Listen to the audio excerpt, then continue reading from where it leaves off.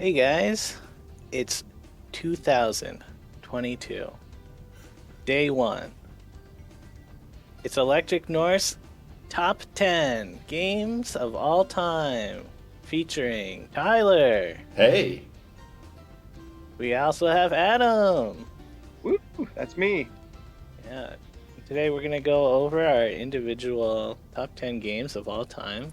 I think we've all made lists of our own. And this isn't necessarily going to be like this is the best game definitively. It's just what we feel like. A lot of these games are games that I feel like affected me as a person. And I grew up playing some of these games. yeah, Well, that's actually, most that's of these fair. games aren't that old. I don't Yeah. know what I based my top 10 on, to be honest. When I first started, I thought like my top 10 desert island games, but I don't know if that's true, because if that was true, you'd probably just pick really long games and stuff, and then that would ruin the list. So Yeah. I feel like Yeah, mine is I like a little bit of nostalgia, plus just kind of like what you said, just games that really stuck. I really well, like the like story or the gameplay or something like that. I was also wondering how we would what makes this list, like what top 10 in like what respect. And I think IGN recently released 100 top games of all time. And I checked that list just to see if I missed anything from my So did list. I. But So did I.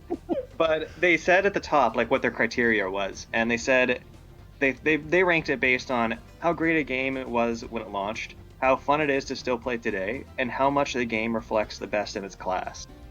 Which I think is a good idea. At least I was like, oh, that makes sense. That's maybe how I'll judge my games. But then there was like a fourth category for this one that's going to be weighed heavily, which is just how much I like them right now, All right. personally. Like if this game, like I played it at some important time in my life, or just for whatever reason I like it. This is not objective. Yeah. I've one of my games that's on here, like a different game came out in the series, and I made a top 10 list with some friends back then, and the newest game was on the list. Now I've switched it back to the one that really holds up today. I feel like the newer ones aren't as good as some of the. We'll get into it later, but these kind of things, they do change over time. Yeah. I feel like it was kind of like for me when I was looking at some where there was like a series, and I like, should I pick this one in the series or this one? And I actually, in a lot of cases, picked the more nostalgic pick, just being like, I know this game isn't necessarily the best one, but it's the one that like I played the most, and maybe like the one I cared about the most. I'd agree But, with that. yeah. I did that in 2 or 3 situations for sure. All right, well, I'm looking forward to getting into it. Does anyone want to kick us off? Yeah, well, actually, before we start, I thought it would be kind of fun to guess what's on each other's list. Just maybe like 1 or 2 or 3 guess, like, oh, what does Tyler have on his list? What does Andrew have on his list? Uh, So, I feel like I've been spoiled a little bit for both of your lists. oh yeah, But Yeah. I don't know. I don't think you explicitly mentioned that Overwatch was going to be on your list. But Hmm. I could see Overwatch being on there, but I could also just see Team Fortress 2 being on there as Ooh. this was the original class-based shooter that you were deeply into. Well, we'll talk about that. But yeah, that's a good prediction for me. I was gonna say for Andrew, I'm guessing probably gonna see Fallout 3 on there. Or yeah, that's not the newest one. The newest one's Fallout 4. So I feel like we're gonna see Fallout 3 on there. On There's even Tyler, newer ones, Fallout 7-6. yeah, well, we don't talk about that one. And then for Tyler, I'm like, there's gonna be what's it called? Link to the Past is gonna be on his list. I feel like that's locked in. If you know Tyler, I feel like What I want to know is anybody gonna have any like games that are the same on their list? I don't think I'll have any games that match, but maybe you guys might have 1 or 2. I Maybe, think you're too old of a man for your possibly. nostalgic center of your brain is going off at a different point than ours. Okay, well, hmm, interesting fact: the dates of my games, because I looked up the dates for all of them, range from hmm. 1989 to 2014. So I Wow. thought that was a pretty fair split. I think there's some games that could overlap, but not many No, for me. maybe honorable mentions. I hope you wrote down some I have a honorable whole mentions. list of honorable Okay, good, mentions. good. Yeah, I've got a lot of honorable mentions as well. So we'll count Um, down to like 2 and then do the honorable mentions before number 1. Sure, yeah, Classic. that sounds good. Classic top 10. All right, Tyler, what do you think is on my list? I'm curious. Oh man, I really have Just no one game. idea what is gonna be on your guys' lists. Like, what's that game that you played where people dated each other and you used the soundtrack in Andrew's Quest a lot? Like, Oh, I think you're talking about Persona. yeah, maybe Persona. Yeah. Maybe any of the Pokemon or Animal Crossings or I don't know any of the shooters, Destiny, any of the Halos. I don't know. I have no idea what'll be on your lists. And I feel like you're probably going to say a lot of games that one I've never played and possibly have never heard of. I don't know. We'll see. Yeah. Okay. Okay. So who wants to get started? And I want to hear from Tyler. Okay, All right, I will Tyler, go start first. with your number 10. Number 10. Number 10 is my oldest game, the 1989 game, and it's the game that I guess I played it so much, and it's the game that I've beaten so many times. I've beaten this game probably over 40 times, and that's mostly because of road trips, because I could play it on the Game Boy, and I probably should have told you what it is already. The game is Super Mario Land for the Game Mario Boy. Land. Yeah, Wow. I love the game. I've never even played that one. I've beaten it so many times, and usually I beat it in one sitting just from start to finish on car rides. I haven't played it in a long time, but Is there a color version of that game? I don't know if there is. I've definitely never played a colored version. I don't even know when the last time I played it is. I think maybe I had it on I had a, what's the one? I had a Wii and they had a virtual console. I might have played it on there a couple years ago. Yeah. I remember my cousins had the original Game Boy and playing a bunch of their games, and Super Mario Land was one of them. And I think I probably beat like the first level, or maybe I just had a really hard time with the first level. I think it was like a tree or something, like you're in a big tree. Was that? I don't remember any trees. I remember they had swimming levels where you're in the submarine and you're shooting, and they had a plane level where you're flying a plane, and it was basically the same thing, you know what I mean? Except it was different. All right. They had a lot of cool levels like that. And it was always you jump on the thing, you have the boss at the end, and then you jump on the thing, and it goes up, and then you walk to the next room, and it's, your princess is in another castle or whatever. It was like the OG Super Mario. So that's my number 10. Nice. All right. Should we go through Tyler's list completely, or should we do each of us does our number 10? Oh, yeah, Oh, no. we're each doing number 10. Yeah. Okay, all right. Yeah, Adam. All right. With that number 10. All right. At my number 10, I put The Sims 2. Whoa. Yeah. I don't know if there's going to be many simulation games on your list. I think maybe, but Sims 2 was just like the game that I played like the crap ton out of when I was a kid. And I bought every expansion pack, well most of them, because I don't know, we just loved it. And I just think there's The Sims 3, which is probably the best one in the series, but I kind of stopped playing The Sims after The Sims 2.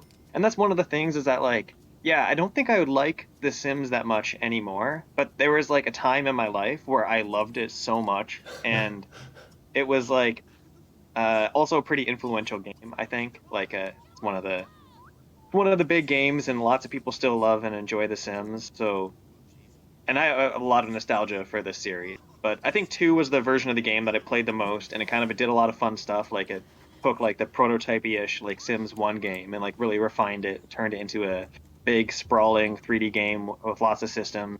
And I like The Sims 2. But in general, this list, I'm looking at the whole thing right now, and I'm a little bit I don't know, this list could change a lot just depending on which way the wind blows. So just Is The Sims 2, is that what Don was playing I don't know, a year ago when we were hanging out? It might have been. She might have been playing The Sims 3. I think they look pretty similar. They're If both it's like 3D, kind of pixel art looking 3D game. probably The Sims 2. All right. I played a bunch of The Sims, but Yeah. I have no idea which one's which. Yeah. They all blend me together. neither. They all blend together. And just as I thought of like one funny story that I thought I'd add in here is that me and my sisters, we loved Sims 2 so much that my little sister, whenever she was angry at us, she would like do some sort of revenge thing. And one of the things that she would do was hide the disc for The Sims 2, so none of us would play it. One of the things that she did, and we were like wondering where it was for a long time, but she had actually like cut like a seam in her like bedroom chair. It was like an office chair that had like a puffy back. She cut the seam in it and she slid it in there, and that's where The Sims 2 would go whenever like we got in a fight with Megan. So When'd she tell you that? at some point older, when like the fight had, or like some later part in the month when the fight was over and maybe mom made her give it back. And then would she play The Sims in secret? She Or- would. I think it was just like no one could play The Sims. Wow. All right. Nice. Yeah. Good, Okay. good So choice. what about you, Good choice. I like The Andrew? Sims. What's your top 10 or your 10th best game? All right. My number 10, Street Fighter 4. Oh Whoa. Yeah, this is the first fighting game that I got deeply into, and I really learned how to play. Like, I had a main character, Vega, mostly because he was annoying to play against, so that was the guy I wanted to learn how to play. But I was able to play everybody enough to, like, do their moves kind of thing, and, like, spending a bunch of time learning how to do even just, like, the basic, like, well, the special attacks of, like, throwing a fireball, doing an uppercut reliably, the input of like down and right and a punch and like just the right timing. And then like actually getting good enough to where I could play against other people and not just constantly be like choking on the inputs and like being able to actually play the game proficiently somewhat. Like there's a really high skill ceiling to Street Fighter, but I felt like I was actually sort of good at it. Not like pro level or anything, but where I could appreciate the pro level play on a different level of just like watching the cool animations and stuff. Sure. Yeah, But, I've actually never played any of the Street Fighter games. yeah, Maybe something we'll have to play against each other at one time. this I is I can learn. the only fighting game on my list. There's, I guess you could say like Smash Brothers. I was kind of into Smash Brothers. Like as a kid, I was definitely into Melee. But as time went on, I just felt more like they were, I don't know, too weird compared to like the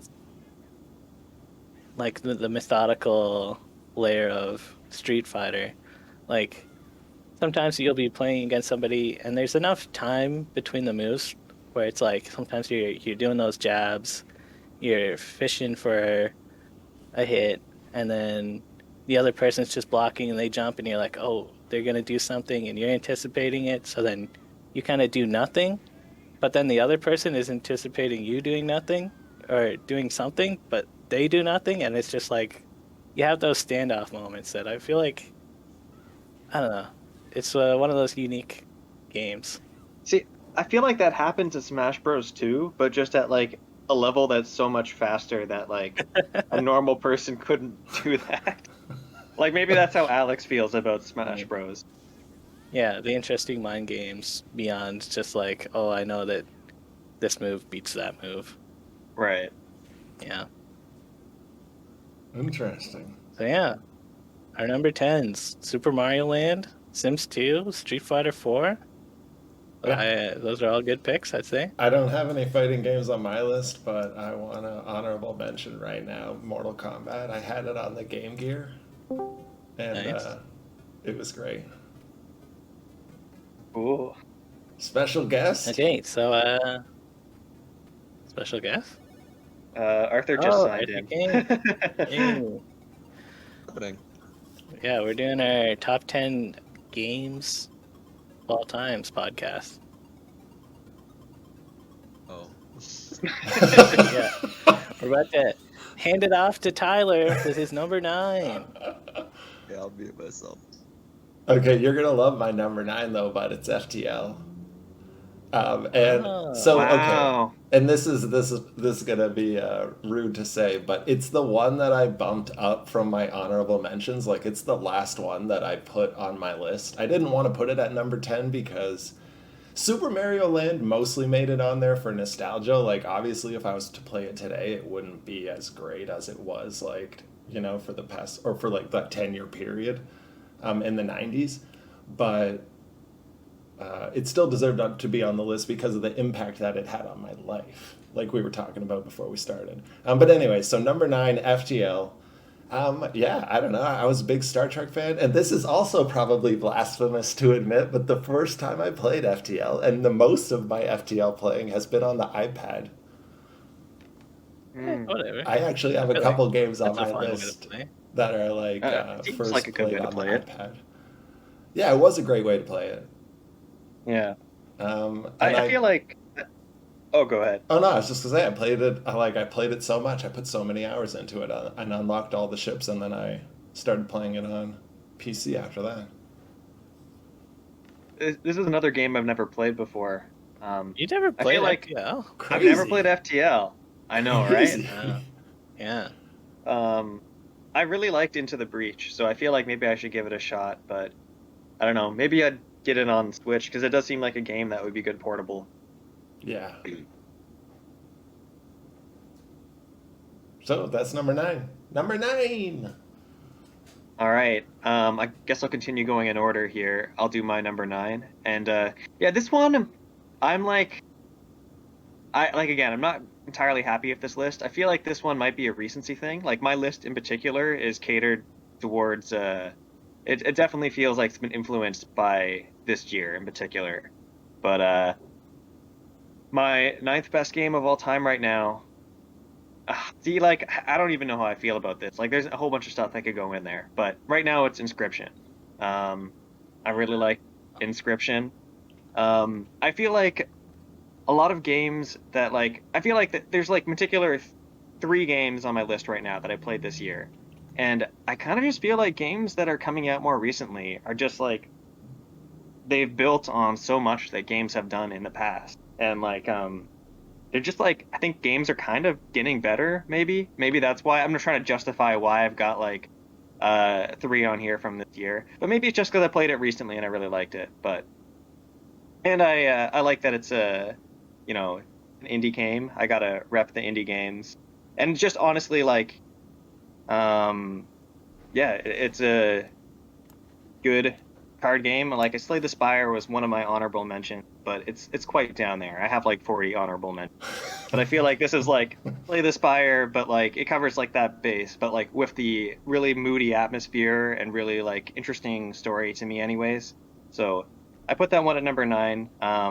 Might not be there like another year that I do this list, but it's there right now. So Yeah, Inscription, definitely a neat game. Personally, the gamey part of it was a little bit like too much for me, but like the atmosphere and the music, like I'll be biking around and I forget which boss fight it is, like the woodcutter or somebody, the humming. I'll like just like start humming and like thinking of like maybe it's the miner fight and the pickaxes going off and stuff. Like I'll have that boss music in my mind, just like biking around. I'm like, yeah.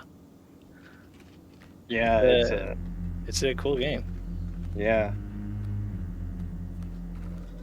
Yeah. So how about you? What's your number 9, Andrew? Alright. My number 9 is a little bit of a cheater selection.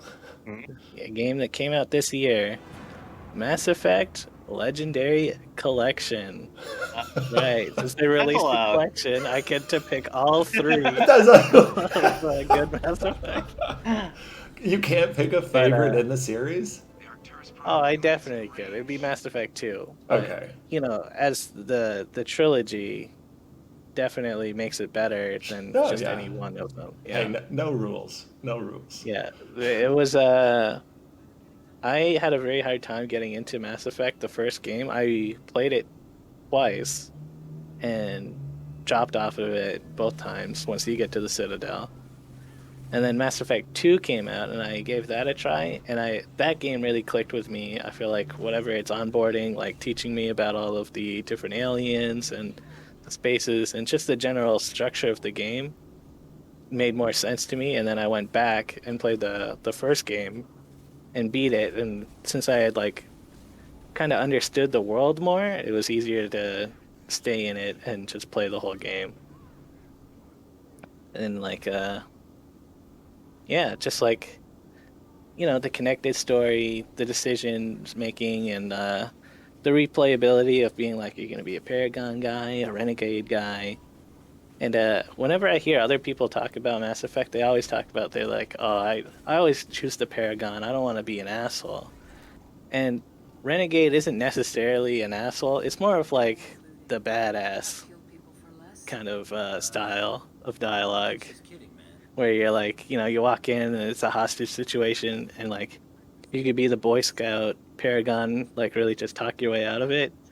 Or you could just do the Renegade, shoot an explosive pipe behind a guy and just be like, yeah, we're just going to fuck you up. Which ultimately you always do anyways. It always ends up in a shootout. So it's like, let's just get that shit on with. So, yeah, if you guys haven't played Mass Effect, definitely would say it's worth checking out. And when you make your character, try to play the female Shepard, because I feel like everyone kind of agrees that female Shepard is the canon Shepard.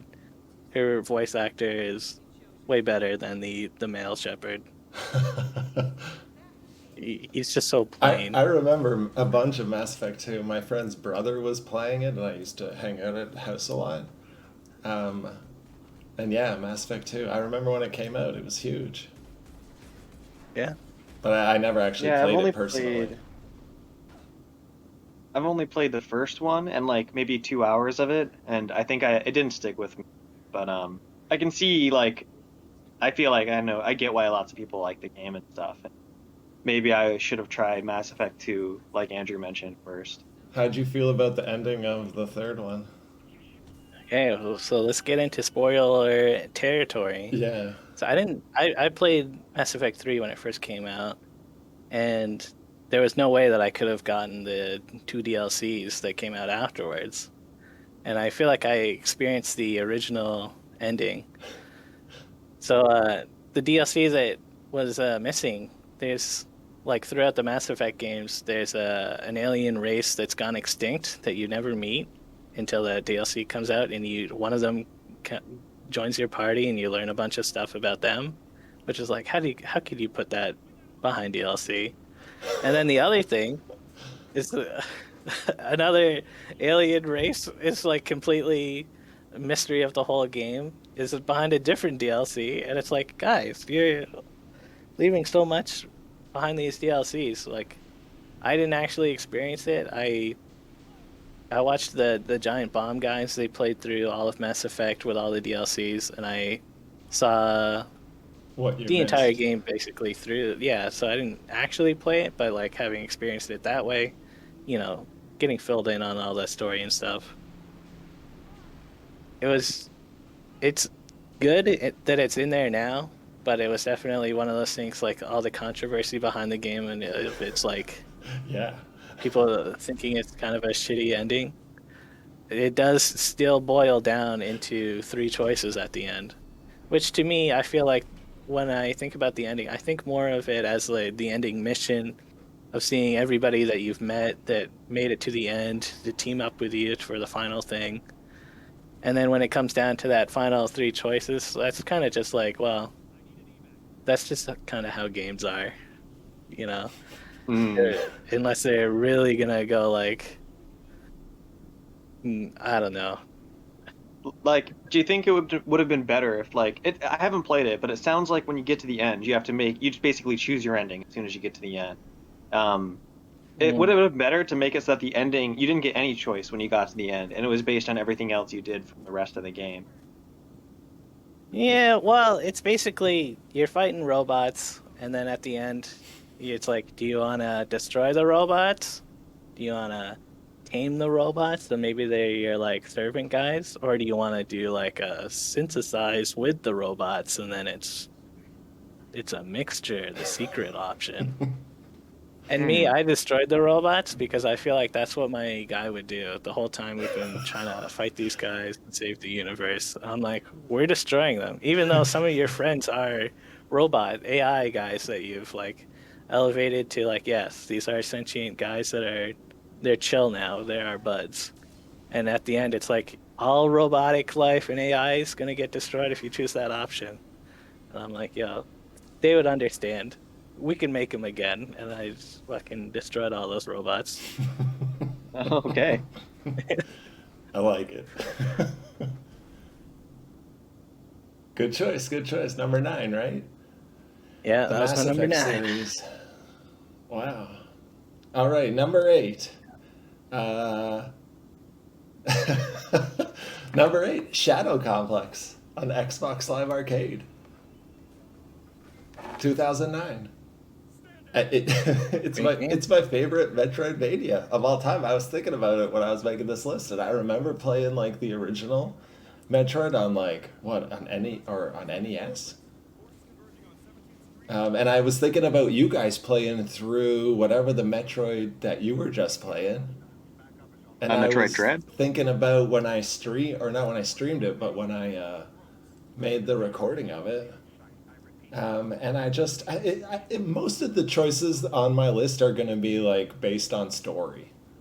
Like I obviously liked the video game, but a lot of the choices are based on the story that was in the game. And yeah, it's a super cliche story about a guy who was in the military and he like drops out because he loses faith in the government, and then he's like on this hiking trip with this like his girlfriend, and she gets kidnapped, and then it's an underground base that you have to like that's in the mountains that you're working your way through. And I love it. I'd play it again right now. So yeah, number 8, Shadow Complex. And the story of our first Let's Play, right? Was that our first Let's Play? Wasn't it like Banner I think Saga? it was. Wasn't Banner Saga our first, or no? Was it? I don't remember. You might be right. Yeah, maybe I'm remembering wrong. I don't know. It was definitely one of or them are two. first. It was definitely Yeah. like 1 or 2. Yeah, Shadow Alright. Complex. Love that game. All right, yeah, another one that I haven't played. Oh, man, so far I'm looking at the. So far, both of you have only mentioned games I haven't played, so that's the interesting intersection so far. I don't think, yeah. I don't know how many of mine. I think you're going to have played maybe 2 of mine total. Just looking at my list Wow. Like I've played all of the games mentioned so far. here. Andrew wins. Andrew already Yeah. won. He's the ultimate gamer. All right, hit me with that 8. My 8. Okay. On my list right now, I have Disco Elysium as number 8. Wow. Yeah. I feel like yeah, you know, what can I say? It's a good game. It's got a fun story, lots of characters. It's like I feel like a modern version of a point and click adventure game, and it like kind of solves some of the problems that I felt like old school point and click adventure games had. And also kind of incorporates those D&D like character leveling elements that are like when I play D&D, I always kind of want to like the combat system is okay, but I always think it's kind of fun to push the social systems of D&D, and I think like that's what Disco Elysium feels like to play. Like you're only making dialogue choices, but they feel important or fun to make for whatever reason. And like one of my honorable mentions was like way down on the list was The Curse of Monkey Island. That's probably my favorite or most nostalgic point and click adventure. I feel like I don't know. This is just like fills the modern version of that for me. At what point in the story were you like, yeah, this is really clicking for me? I kind of feel like early on. I feel like maybe like after playing the game for like 30 minutes, I was like, yeah, I'm into this. Like it's not particularly like there's a really deep mystery going on, but it's just such like an interesting world to I don't know, explore and explore not just like physically, but also explore the systems in it, like the dialogue and stuff. And I just it was funny too. So This is a game that I was kind of hyped up for me. Like I feel like I saw Disco Elysium on a lot of Game of the Year lists when it came out, and I'm usually interested in mystery games. I don't know what it was about this game. Maybe it's just like everyone that you talk to, well, practically everyone that you talk to in the beginning of the game is really abrasive and is basically like tells you to fuck off. It's like I don't know. I couldn't get into Disco Elysium, but again, I'm not a huge point and click kind of guy, so maybe I'm just missing something about it. yeah, I get that. It's definitely like a little bit like if you don't feel like reading a book, maybe don't play Disco Elysium as well. Well, there was like you talked about the like combat mechanics. Like, there's definitely checks in the game that I didn't really realize that I was doing, where you would like lose mental hit points and stuff, and I'd just be like, I thought I was just investigating this weird thing on the ground or something, but then I lost some stuff, and the stuff would just like scroll since I was playing the voice version. I don't know. It was confusing to me. But I don't know. Neat game either way. Yeah. Yeah. But yeah, it's another again. My list feels very skewed towards this year with 3 games that I played this year on it. So, anyways, on to you, Andrew. What do you got about your number 8? All right, my number 8 is the Life is Strange series, but Whoa. more specifically the first game. I was Okay. gonna say you can't get away with another series. Yeah. I mean, Hey. like there isn't a collection released yet, so that's not allowed. A collection will come one of these days.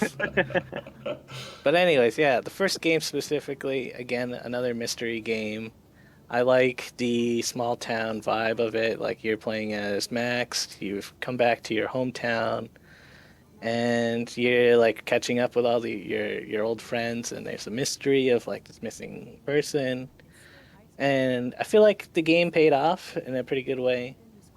And yeah, again, it's kind of similar to Mass Effect, and your choices have impact on the story, but ultimately comes down to 2 choices at the end. Which, it's unless you're gonna make like truly a ton of different endings, that's kind of how it has to be. Yeah, For it's about games. the journey. Yeah. The I also had Life is Strange on my honorable mention. It's a good game. Mm. This is kind of the only like walking simulator esque game on the list. It's also kind of similar to the Walking Dead games. Really like those as well. I just feel like Life is Strange is kind of the best one. It doesn't get like bogged down with like The Walking Dead has those weird combat sections. It's not super like, oh, better mash the button or press square at just the right time in this cutscene. I remember there being some weird puzzles though. Oh yeah, definitely. Like you're in that barn and you gotta like move a box in a weird way. But you're not dying to zombies every time you don't move a box in a weird way. Right, yeah. Yeah. What did I? And the rewind mechanic was pretty cool too, actually. Oh yeah, and like messing around with like in certain situations, be like, oh, now I'm gonna spill the paint on this bitch because she won't let me into the dorms or whatever. And how am I gonna rewind time in a weird way to like, someone's gonna say some punk ass shit to me, and now I got my perfect comeback in my mind. Now that I know that this person's dad is a hoe. That's the true power fantasy. Like Yeah. having that comeback, the chance to do the comeback again. Yeah. Did I watch you guys play Life is Strange 2? You might have watched us play part of it, I think. Yeah, with the kid, and something happens. He's got powers or something, and he kills somebody, or someone gets hit by a car. His dad dies. Yeah. They go on the Yeah, run. that's it. They like are cutting up weed at some place, and then they leave. Yeah, I feel like definitely. Interesting story with that one. I feel like Life is Strange 2, like, I, I feel like it might be better in some ways, but also worse in some other ways. But I feel like it's also, like, I I feel was like, happy with it. yeah, Life is Strange 2 is tied to that please don't elect Donald Trump as president feeling. Right. And then it came Just out after Trump was president.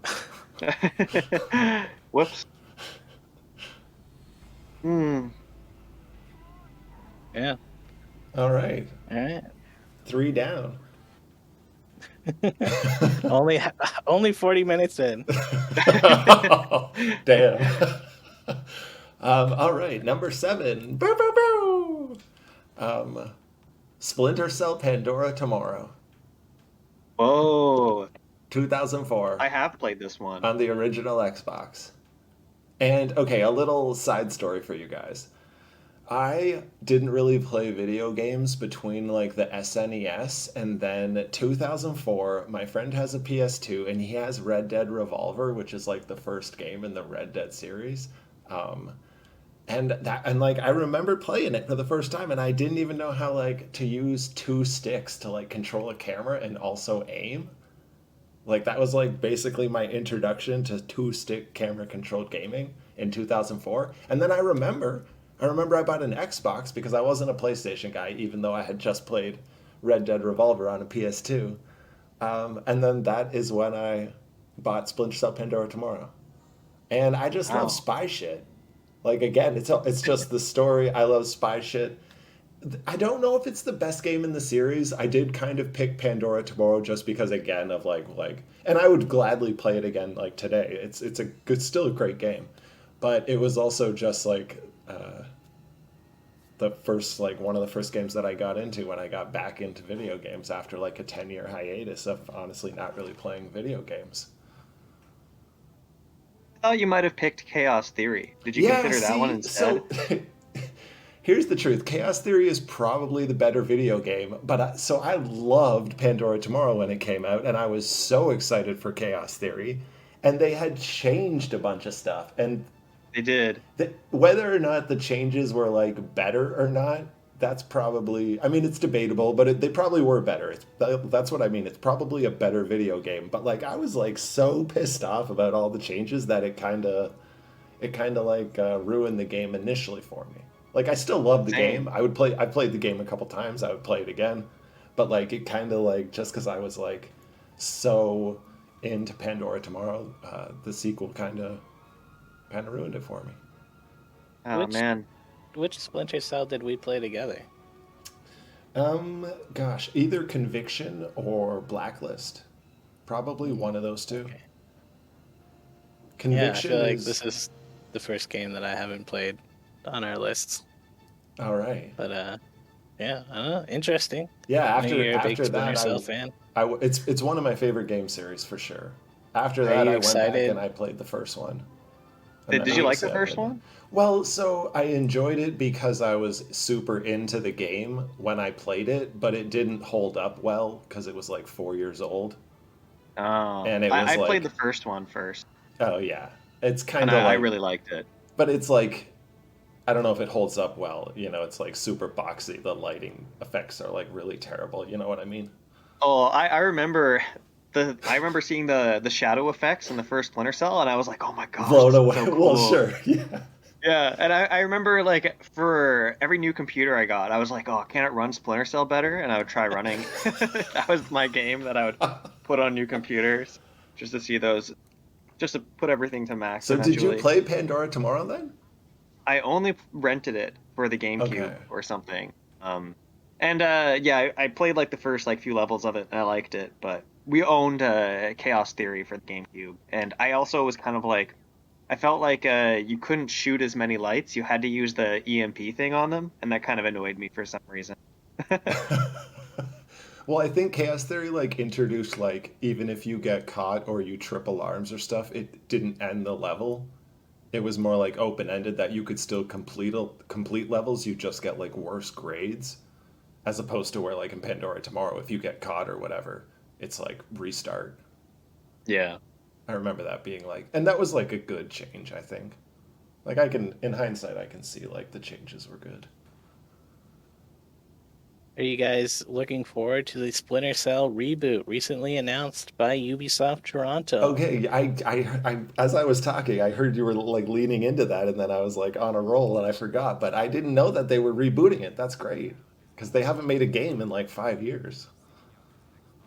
I feel like it's been longer Oh, maybe for even Splinter longer. Cell, right? Well, that yeah, they did come out. I feel like they came out with a game in maybe 2015, which I guess is like 7 years ago now. 2022. Happy New Year Yeah. to the listeners. All right, Adam, you ready with that number 7? All right. My number 7 is The Walking Dead Season 1. Whoa! Yeah. I I guess I bought that game kind of on a whim. I think I remember my little sister and I were looking for a game that we could play together, and she really liked the Walking Dead series. And I had heard of Telltale, and I was like, oh, I like adventure games, like I'll get that. And yeah, I didn't expect to be as into the game as I was. Like I thought at that point, like it was to me one of the first games I played where it's like your choices really matter. And like it felt like at least until I replayed the game again, like I thought that like I was really caught by the illusion. Like I was like, oh wow, like what would happen if I picked this one person to live instead of this other, and like what would happen if I left this person behind? I mean, like now I know that they kind of like always find a way to like merge the storylines so that it ends up not really making a difference. But at the time, it like the illusion was still there, and it really felt like this was a unique story that I was just like playing through. And I also liked the story. I liked the characters. And it was like a point-and-click adventure that didn't really go hard on the puzzles, which was kind of good for pacing. And I think I played it after the third episode had come out, so I was still waiting for two more to come out. And I think like I don't know, like the episodic releases, like not everybody's into them, but it was kind of a. I remember like the fact that I had to wait for the fourth episode and the fifth episode. Like I think like almost like 6 months or something between them each. Maybe it was only 3 or 4. It felt like a long time. Kind of made it. It felt like the game stuck with me for a long time, even though it was kind of a. I guess like gameplay wise, it's not that long. It felt like a game that like I'd played over a long period of time, I guess. And yeah, it's a good story. I think I cried at the very end of the game, and not many games do that for me. So I don't know. That's The era of daddy games just the where beginning. you're playing as a dad pretty much. It's one of the first Throughout daddy the whole games. game, yeah. The Yeah. beginning of the playing as Lee, taking care of Clementine for most of the game, right?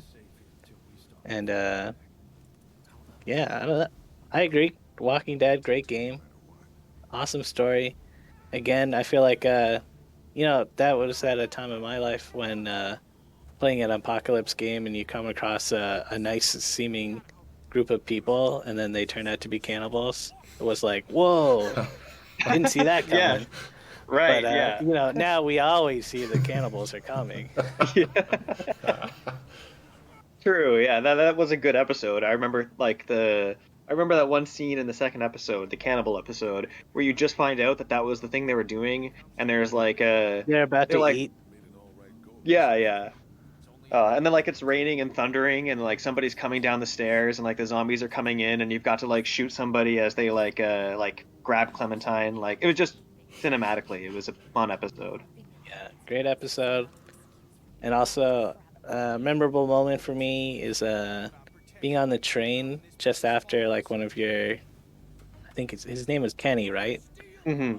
Yeah, Kenny's son dies, and how that can play out. Like, were you good enough friends with Kenny that there isn't a fight, or do you fight with Kenny? Just like seeing that, just the different interactions and how that scene can be different between how you've been playing. Yeah.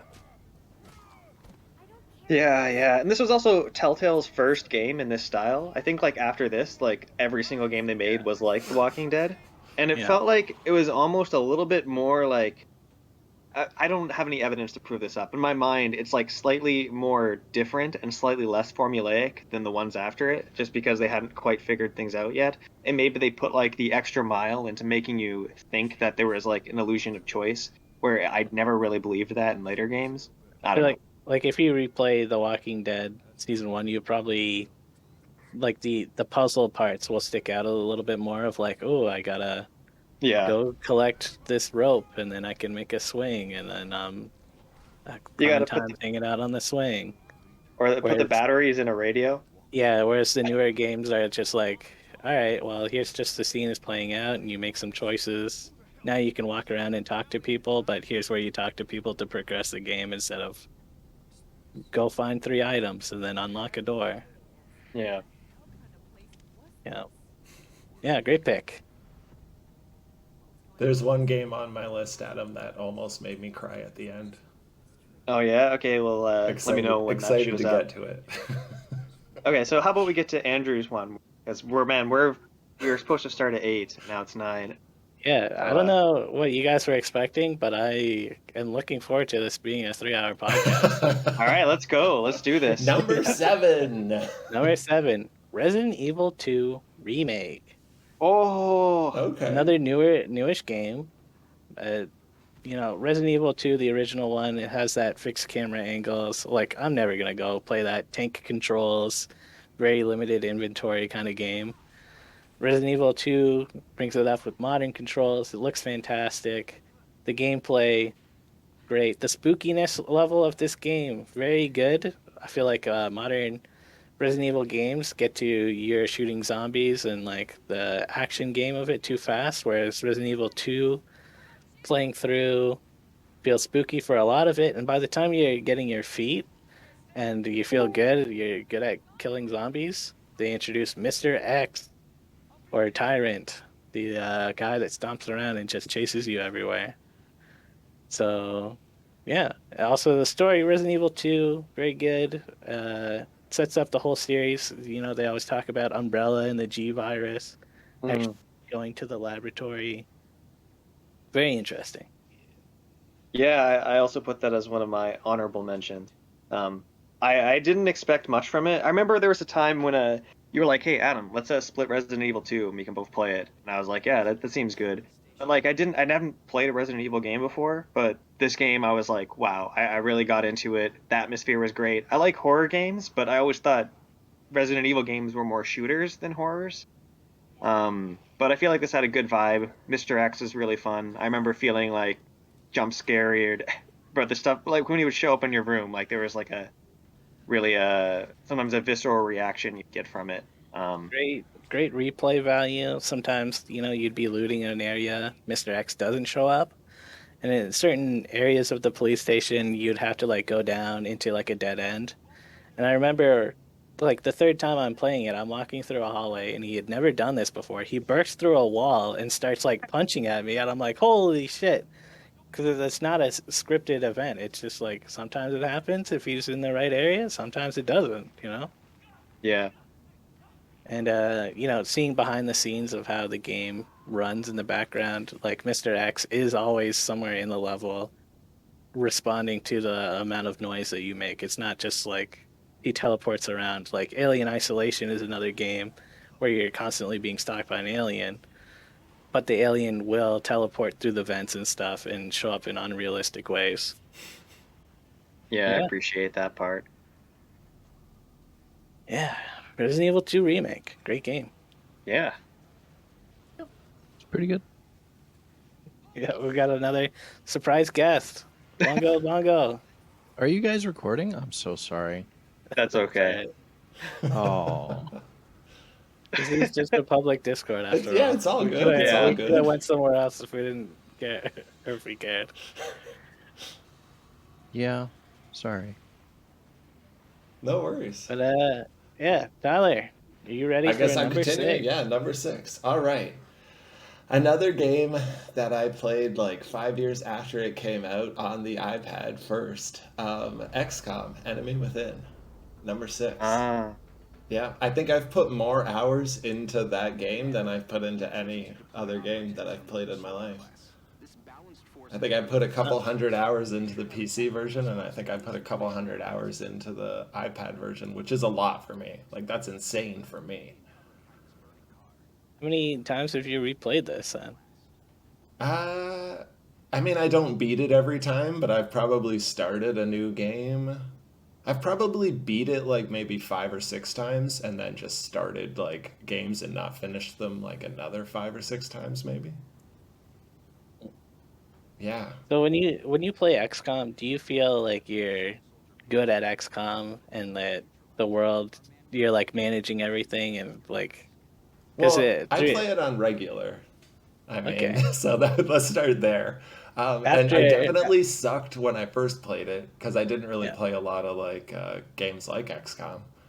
Um, but yeah, once it and people still die a lot, and but that's kind of what's good about it and what's different about it and what was different for me when I was playing it. You know, mhm. like losing people and keeping people going and things like that.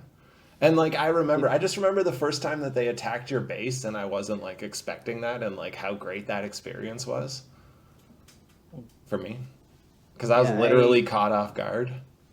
I didn't get very far into XCOM. I feel like I would do a mission and then like the world threat meter would go up in everywhere that I didn't visit. So then I just the stress of XCOM is very real to me. The stress is real.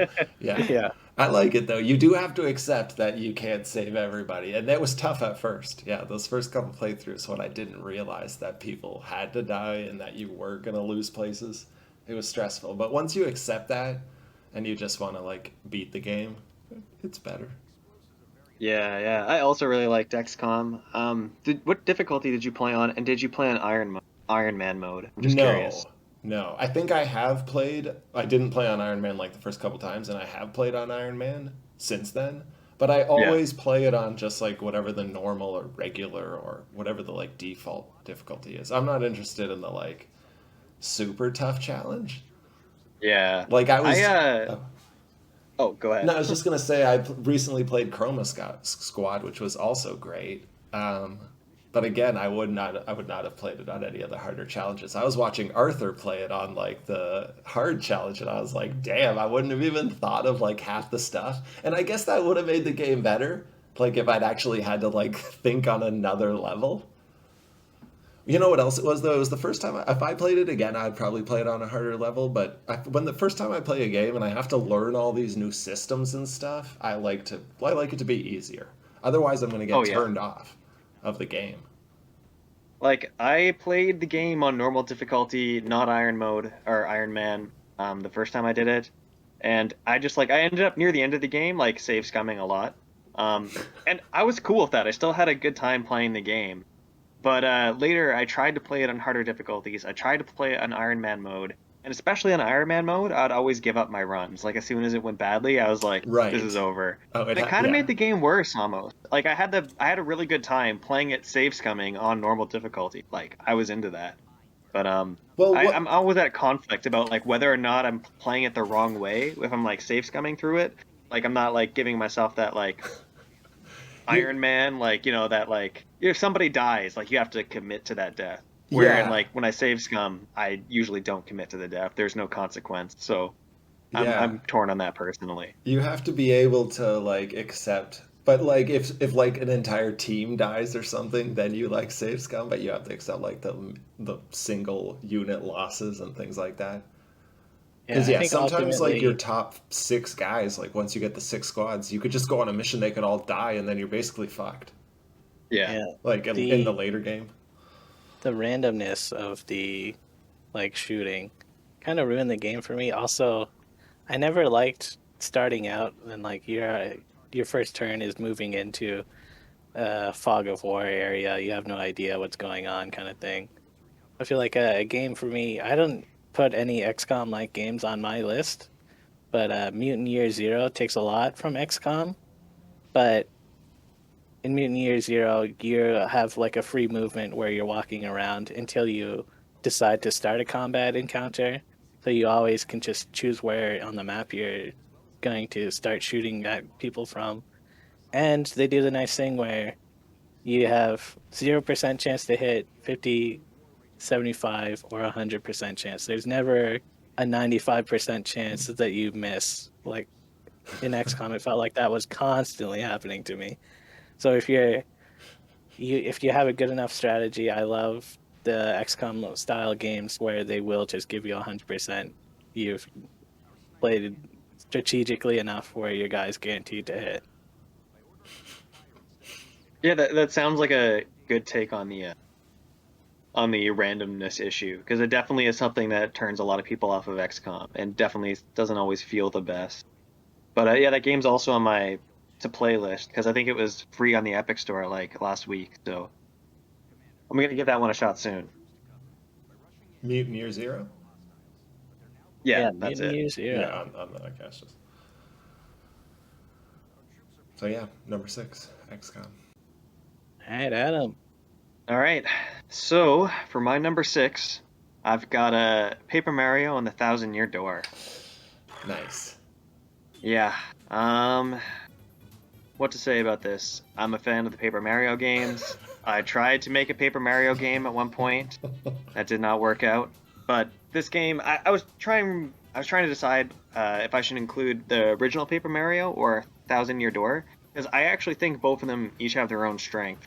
And I don't think the Thousand Year Door is strictly better, but it's a very funny game that's got a much deeper combat system, and it's got some really creative chapters in it in its story that kind of like twist some of the RPG mechanics on its head a little bit.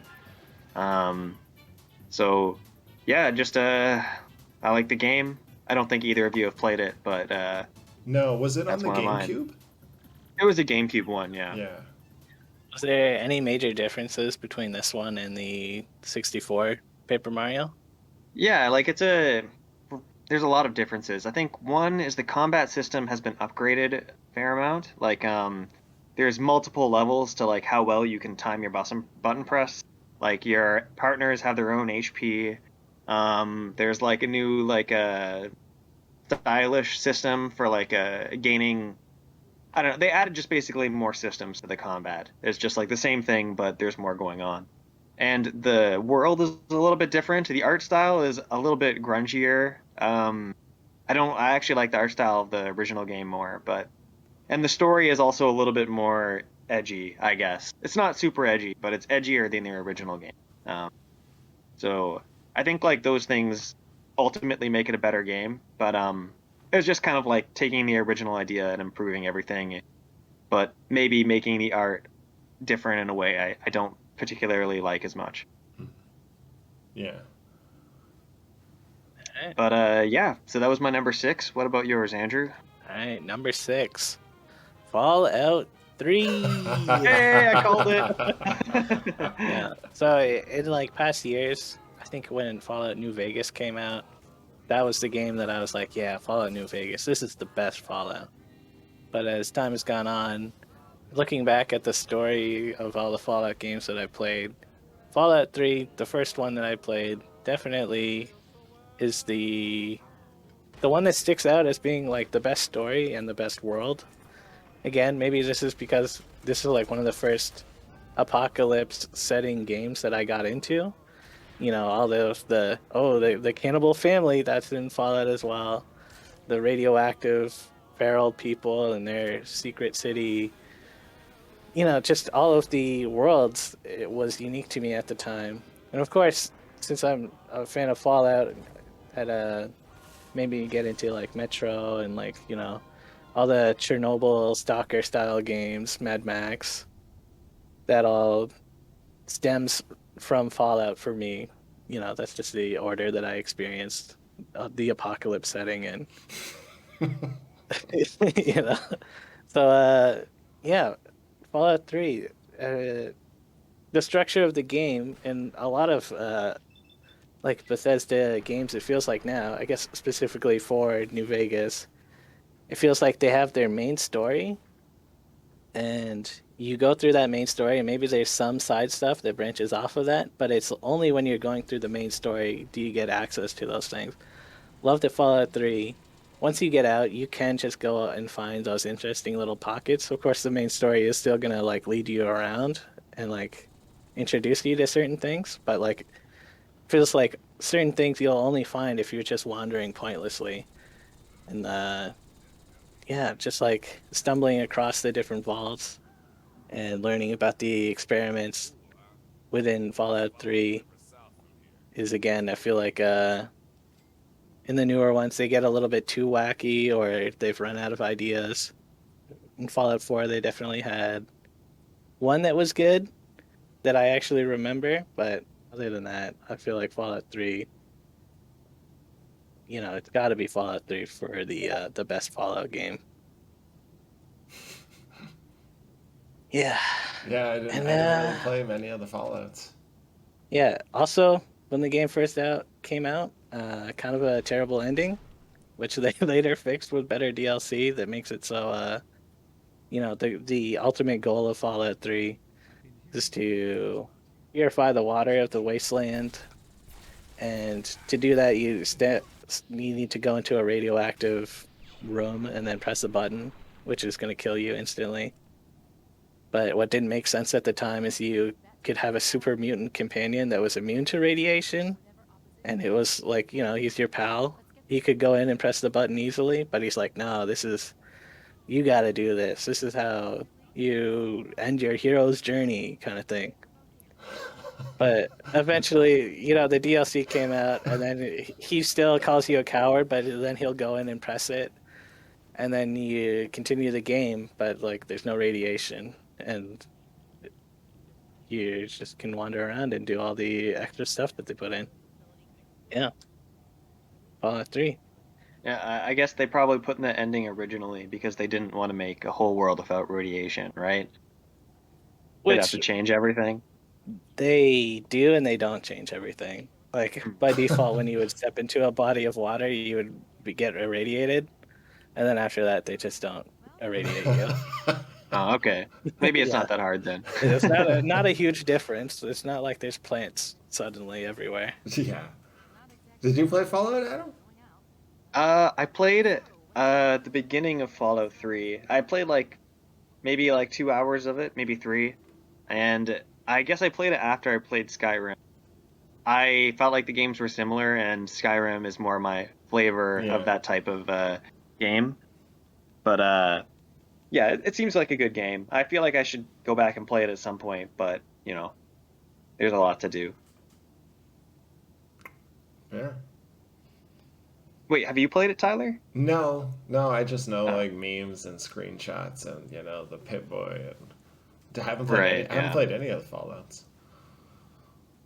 Yeah, Fallout's usually pretty fun.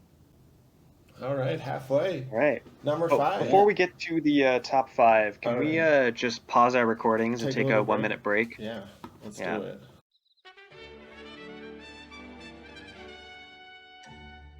All right, I guess we're back now. We're back. Yeah. And you want to with that number 5? I do, but before we keep going, I have to say that these next 5 are on another level for me. Those last 5, those last 5 could have been a few of them could have been switched with my honorable mentions. You know what I mean? Super Mario Land. I mean, it had to be on there, but honestly, is it one of my 10 favorite games of all time? Who knows? Yeah, it is. It was on the list. It is now. It is now. But these next 5 are on another level. I knew that these were when we initially broached this, I was I knew these 5 immediately. Do you know what I mean? All right. Okay, so number 5, Fable 2. Of the Fable series. Fable 2. Fable 2. Lionhead Studios. Peter Molyneux. Everyone's favorite internet guy in game dev. Is Molyneux back? Is he making an NFT? He's making an NFT game now. God, that's disappointing. that is really disappointing. I wish I didn't know that. But yeah, I loved the Fable series, and this is you guys. This is probably gonna blow your guys' minds, but I love the story of Zelda more, but I love the gameplay of Fable more. If that makes any sense. I love the story of Zelda, but I never loved any of the old Zeldas really. I didn't love them. You know what I mean? Whereas I loved Fable. I don't know what the difference was. Maybe just the choices, the gameplay, the combat was more the magic, things like that. Is all things that that is I kind love. of crazy to me. I went over to your house that one time and watched you play Fable or Fable 2, and I had the feeling of this is like an off-brand adventure game. Like I don't, sorry. Oh, I didn't really wow. experience Fable that much, so No, I get it. Yeah, I think a lot of it is the writing again. It's written by a bunch of like English dudes, and like my mom grew up in Britain, so like I feel like I kind of like relate to British humor a little bit more. alright. And I love magic. I love magic. I love sword and bow and arrow combat, and I liked the combat. I loved the original Fable. I honestly wanted to put it on the list, but it just doesn't hold up as well. That's why I picked Fable 2, because it still holds up well. I would play Fable 2 again. And Fable Alright. 3 is good, but it's just Fable 2 was like the pinnacle for me. Are you mad at Microsoft for fucking up the Fable franchise? I feel like Fable 3 was the beginning of the end of the Fable franchise, so like I don't see them as really like preventing this amazing game Fable 4, but aren't they rebooting Fable as well? I don't really keep track of Fable news, but I do hear about things. Yeah. I remember just hearing about all the games that were announced and then shown off a little bit, and then just completely you'd never see them again. They're going to reboot Fable eventually, and whenever that does happen, I'm excited. Fable 2. Number 5. Go for Adam. All right. I guess I'll go on to mine. All right. This other one is a recent game that I just played. Number 5 is The Outer Wilds. I actually think it's just Outer Wilds. Okay. I wish I loved new Um, games. I wish I yeah. had new games on my list. You could try some new games. I It's not too could, late. yeah, They're maybe. still gonna be there. Maybe. But yeah, Outer Wilds. Yeah, maybe this won't be here next year, but I literally just finished the game like, I don't know, 3 days ago, and I was like, man, that was great. I loved it. It's like it feels like a modern Myst to me, and like adventure games like Myst, like I don't know. I've been playing them for a long time, and it's just it's not. There aren't that many games that are released like that these days, and just like, but unlike Myst, it wasn't really like focused on like really solving these like obscure puzzles. It was very much just kind of like if you explore long enough, you'll eventually be given the answers to like kind of the riddles in a game. But it's very open-ended, and you can like kind of go any way you want at any point in the game. So just like the general structure of it, like it felt like what Myst would be, but like as a modern game without kind of like the frustrating getting stuck elements. Like that didn't really happen for me. And it just like it played really smooth. It had an interesting story. It had lots of like really wow moments. Like there's just like really creative level design, and like I don't know, when you finally make it to the quantum moon, like that's just one of the things that can happen in the game. It's like it just feels like a really like exciting moment that you've been working towards, and like it's a game that also feels like it's full of secrets, and that just like I don't know, it's a vibe that I really dig. So Outer Wilds, if you like those types of puzzle solving games, I feel like it's a pretty good one. I don't normally love space that much. No, I've talked about this before. I think about how I don't really like games set in space as much as I like games not set in space. Just because I find not space more relatable than space. But I don't know. Outer Wilds did it for me. Nice. Yeah, I've also been playing The Outer Wilds since you've got it on Steam, and jumping back into it still. To me, I haven't found the real mystery, or like I guess I know that there's mysterious stuff there, but every place I go, I'm like, I'm not sure what I should be taking in. I did recently find a neat thing. Like when I had first played it, I explored the planet that you start on, and there's like a crashed bramble seed or something on the backside of your planet that if you shoot a thing into, it just like goes into like an infinite tiny space. And Yeah. playing it recently, I flew my ship to that planet for the first time, where it's like that infinite tiny space, and there's the angler fishes in there, and just like I don't know what's going on there. It was creepy, but maybe one day I will know what's going on there. Yeah, it's cool when you find out what's going on there. Like, I don't think the story, like, if you're just told the story, like, in a synopsis, it's not really that amazing. But I mean, discovering it and experiencing it and, like, I don't know, it just really worked in that format for me, anyways. It sounds like it is a game very much. The discovery is what is making it a great game. Where I feel like Yeah. I haven't found many discoveries of like it hasn't clicked for me yet. I haven't had that moment that everybody talks about that loves the game.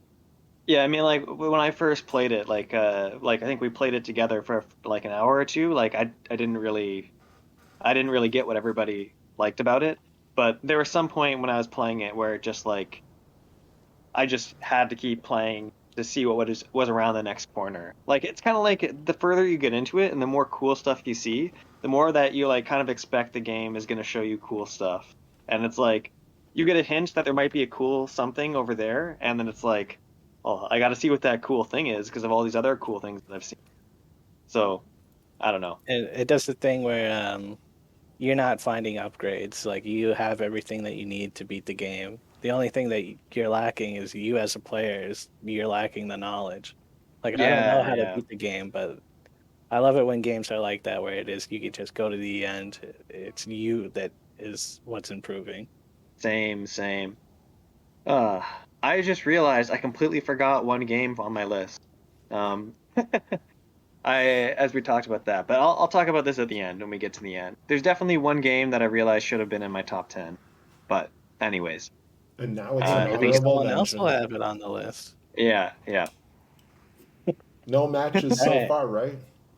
Yeah, my number five, Persona 4. Did I guess Woo! that? I think so, yeah. All right. You're like one of those Japanese games that you use the music from. Yeah. Yeah, yeah. And you date Yeah. people or something? You can date people, yes. But That's yeah, all I know Persona about it. 4, you are a teenager going to high school in Japan in a small town. It's got that small town vibe that I like.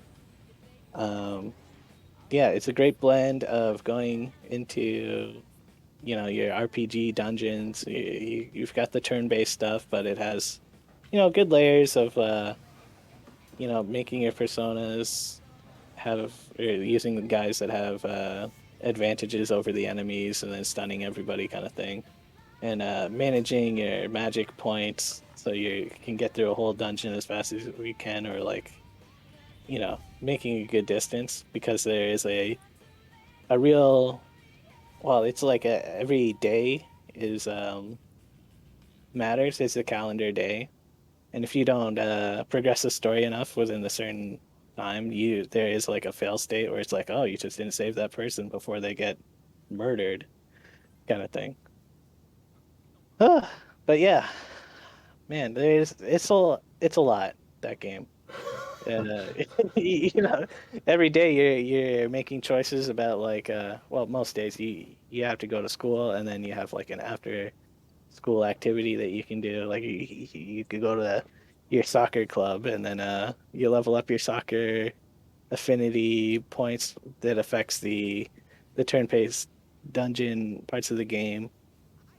Or maybe you want to like fold cranes or something, and that'll level up your dexterity or one of your base stats that makes it so like in future parts of the game it'll be like, oh, you weren't smart enough to know the answer to this thing or something, so your guy fumbles, and that affects the story kind of thing a little bit.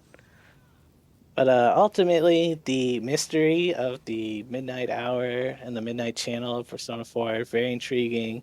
All of the characters, I feel like that was the best Persona cast of characters. Like I played most of 3 and all of 5. And those guys are good and all, but like Persona 4, that's everybody in that cast is great. Uh yeah, overall it's just a great game. You got that that weeaboo fantasy of being a Japanese high schooler. I love it. Yeah. Great game. All right, yeah. Another series I've never played at all, but it's one that I've heard a lot about. So One of these days. When I was, growing up, I mostly just had Nintendo consoles. That was mostly by choice too, but it's just like Persona was like, oh, that's like a PlayStation series. Like, I'm not gonna touch that.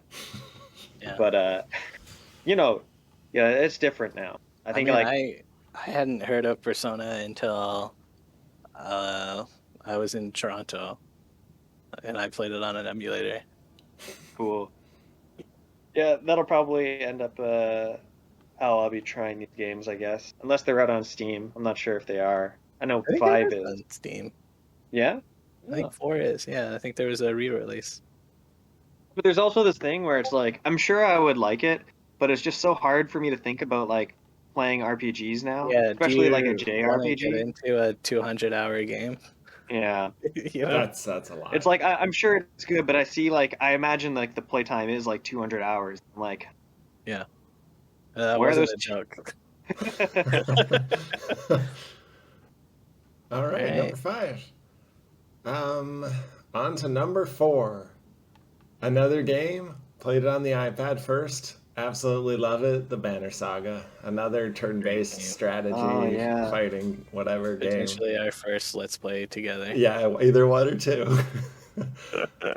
And yeah, just the story. I loved the storyline. I loved the combat. It was different enough from XCOM that it felt like a different experience. I guess because it was melee instead of like having guns and stuff. You only had like maybe 1 or 2 people with bow and arrows, and the bow and arrow wasn't even really that good. I mean, yeah, I liked the choice-based outcomes. I mean, you'd lose people, like in XCOM. And this is the game, Adam, where I almost cried at the end. I didn't, and it wasn't that I was like sad. I was like happy, but the main guy dies at the end, and then they do like a burial where like his body like goes over a waterfall. But then like as it's going over the waterfall, they transition to like I don't know, probably like their version of Valheim, and he's like going off into the distance, and everything goes purple, and then they're doing like crazy like orchestral music at the time, and I just like I felt so good. Like I felt sad, but I felt so good about the ending that I wanted to cry. Hey, that's Probably good. the best ending for me, maybe on any video game. Yeah, maybe I gotta try this one. Probably I mean, my favorite ending. I don't know why this one never ended up on my radar, but it seems like it's got the things I'd like in it. Maybe. It is a great game. Sometimes you're lining up where your guys move perfectly, and you're like, yeah, great game. Sometimes your guy is 4 squares big, and you're like, this guy's too big to move here. It's And got you're like, maybe not it's not great perfect. It's not perfect. Yeah, But yeah. it depends on how strategic you are, which I feel like I often lack when I'm playing these games. Yeah, there's a lot of strategy games on my list. But won't our banners turn to dust? Like everything Yeah. else? How did you feel about the rest of the series? This one is definitely the I one that liked stands the out. rest of the series, but like this one was like on another level. Like, just because it's the first one, it's always tough to like, you're always just going to be making a sequel afterwards, whereas the first one is like new. So like I like 2 and I like 3, but like the first one is the one that like, made its mark. The first one is the one that deserves to be on the list. So number 4. Yeah, cool. Adam, hit us. All right. So, number 4.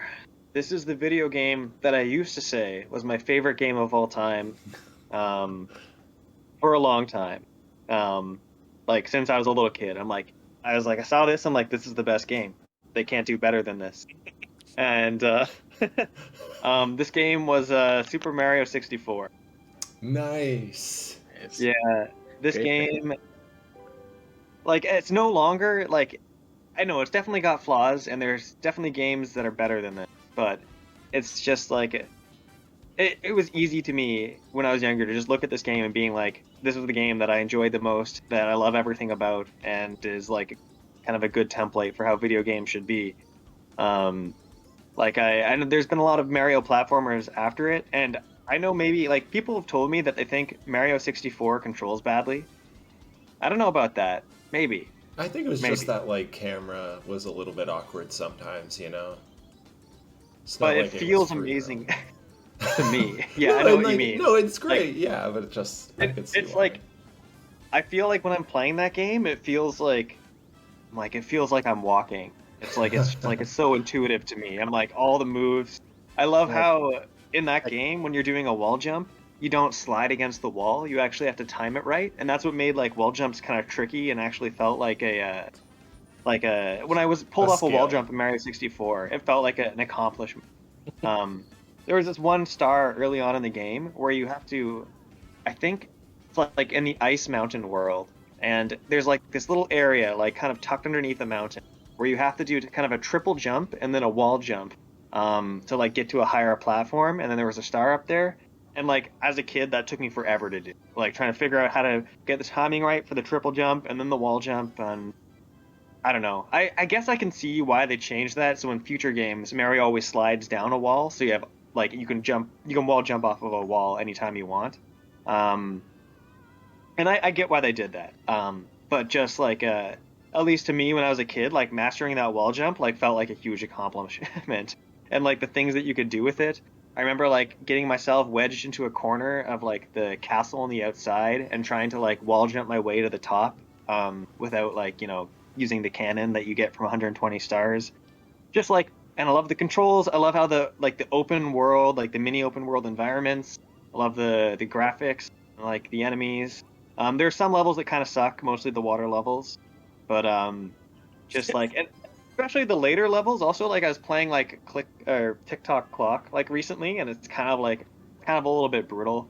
Some of those levels, how punishing they are, I feel but like especially the like, oh, go ahead. creativity of Super Mario 64 definitely set off the rest of like the 3D Mario since. Yeah, yeah. It's like that one world where it's flooded, but depending on where you jump into the picture, that'll like set the initial flood height. Yeah, and that was like one of the secrets that was like so cool that you're like kids around the schoolyard would tell each other. And for record, I hated that level, but I loved the gimmick of getting into Yeah, great gimmick. the level. And one story about Mario 64 is that I never owned the game. I always rented it from the video store, and eventually they were making a remake for the DS, and I asked for the DS and that remake for Christmas one year, and I was just like flipping out of my mind about it. Like the night before, like Christmas, I was like, just lying in bed. I think like I had the Game Boy out, and I was playing like Super Mario RPG, like Superstar Sega, I think. And at the beginning of the game, they play the music from the castle in Mario 64, and I was just listening to that track, being like, "Oh yeah, this is coming tomorrow. I'm gonna play my favorite game of all time again after all these years." Because also, like, yeah, after the video store closed, they were selling all their N64 games, and we bought the ones that were we bought, some of them, but we couldn't get our hands on Mario 64 because I think like that copy that they had actually got broken before the store even shut down because it was so rented all the time. So, anyways, I've been waiting for a long time to play it. It's a Did you good get game. it on Christmas morning? I did get it on Christmas Oh, morning, okay. and I like I thought you were honestly building us up to you didn't get no. it on Christmas morning. The only thing was that I was. The point of the story is that I was just like unreasonably hyped for this remake of an N64 game. Okay. I mean, the DS version is probably the best version, right? Because you could play as Luigi and Wario, right? Yeah, like the DS Wow, I version didn't know that. was good. It was definitely good, but it had some things that I didn't like about it. Like, I love that they changed the game and it was kind of a different game, and that made playing through it exciting again. But I didn't like, for one, they changed the wall jump. When I saw that, I was like, oh, this is wall jump for babies now. Yeah, I was gonna say Um, I remember replaying Mario 64 like somewhere and trying to do a wall jump and be like, I thought there was a wall jump in this game. Why can't I wall jump?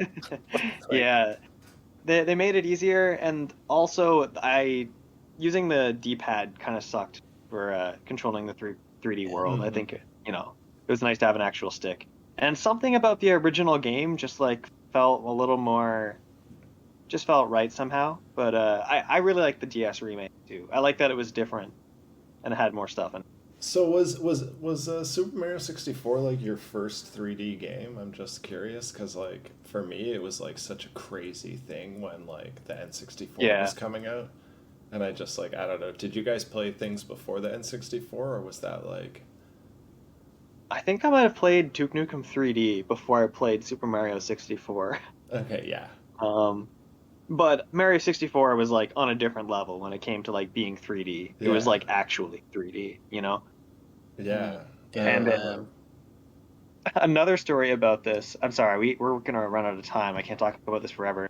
But Yeah, you my can. neighbor 2 doors down from me had this game on their N64, and I don't think that neighbor particularly liked me. But I'd go over to that guy's house and I'd knock. Their parents would ask and be like, "Can I play with William?" And they'd be like, "Yeah, sure." And then I'd go down and use the N64, and we would have to take turns. But I think he kind of wished that we weren't doing it. But you wanted to play. Yeah, I really wanted to play the game. I was like, oh my god, Mario 64. That's real. Best game But ever. anyways, all right, Andrew, you got to move on to your number 4 game. Yeah. Right. Well, before we move on to that, to answer Tyler's earlier question, the N64 is like one of the earliest consoles I remember. Like on Christmas, I think my brother Matt actually got the N64 as the gift, which was a little bit like spoiled because my other brother Chris got an N64 game that he opened before. It was like, why would you gift us an N64 version of this pod racing game? We don't have a 64. And Star then Matt Wars opened Pod up the Racer? 64. Yeah. Yeah. But I had played the Super Nintendo and the NES just from they had them around playing Mario games usually. I guess I was just more wondering if do you remember it being like a big deal that they were making like 3D games? You I think know? I was too young for that to register as like because when I was like incredible. when it same. was happening, it was such a big deal that it was like 3D. Everything was 3D. It was Mario in 3D. Yeah. You know, because it's just been 2D consoles. And I was trying to like, when did the PlayStation come out? And was like the PlayStation considered 3D, or were they doing like trickery to make Yeah, they 2D had look 3D 3D? games, right? Did they Like- Yeah, it did was they fully beat 3D. Nintendo to like what came out They first, did, I the think. 64 or the I mean, PlayStation? Isn't there like some Atari weird thing or some weird Sega thing That was 3D. that had 3D games that were just ultra shitty? I don't know. Maybe. I don't know. I'm not sure, but I know I think the PlayStation came out before the N64. I think that like Nintendo was really stressed about that because they wanted to. Be They the needed first. Mario 64 needed more time, but they were late to the market because of it. Yeah. That stressed them out. All right, well, let's not make it a 4-hour podcast. Number 4, Halo, the Master Chief Collection. He did it again. Son of Yeah, a another bitch. cheater. Third Collection, yeah. attempt at a collection. That's ridiculous. All right, so Pick a favorite. if I had to choose one, Yeah, it'd be that's Halo fair. 3. Okay. Halo 3. So in high school, one of the first friends that I made, he was really into Halo 2, and I remember going over to his house and playing it and being like okay at it. But again, this might be my first like real twin stick first person shooter kind of game. But I was like okay at it because I remember playing GoldenEye and Perfect Dark on the 64. So it's like I knew first person shooters. I knew the strategy of strafing around a corner. And so we played a ton of that. And one day he's like, "Hey, we have this demo. It was Halo 3 that you got from like buying whatever weird game. It came with the demo for Halo 3." And playing that and being like, "Holy shit, this game looks amazing, crazy." And we just played the multiplayer nonstop. And kind of Halo 3 stuck with me. Yeah, man. But then, since it's the Master Chief Collection, you also get ODST, you get Halo Reach, great games, Halo 1 and 2. In hindsight, also great games, but this is not the same level for me as Halo 3. Halo 3 playing that, honestly, kind of made me want to get into game development, because I would go on the Bungie.net website and read their their like weekly updates about like what they're doing with multiplayer and stupid stuff. And I like reading it, I was like, wow, this is just like written by a guy. And as a teenager, I thought that was cool. Now I'm like, can you guys just tell me like what you're doing instead of having this like 2 paragraph nonsense at the beginning of every update? But yeah, Halo 3, I cool.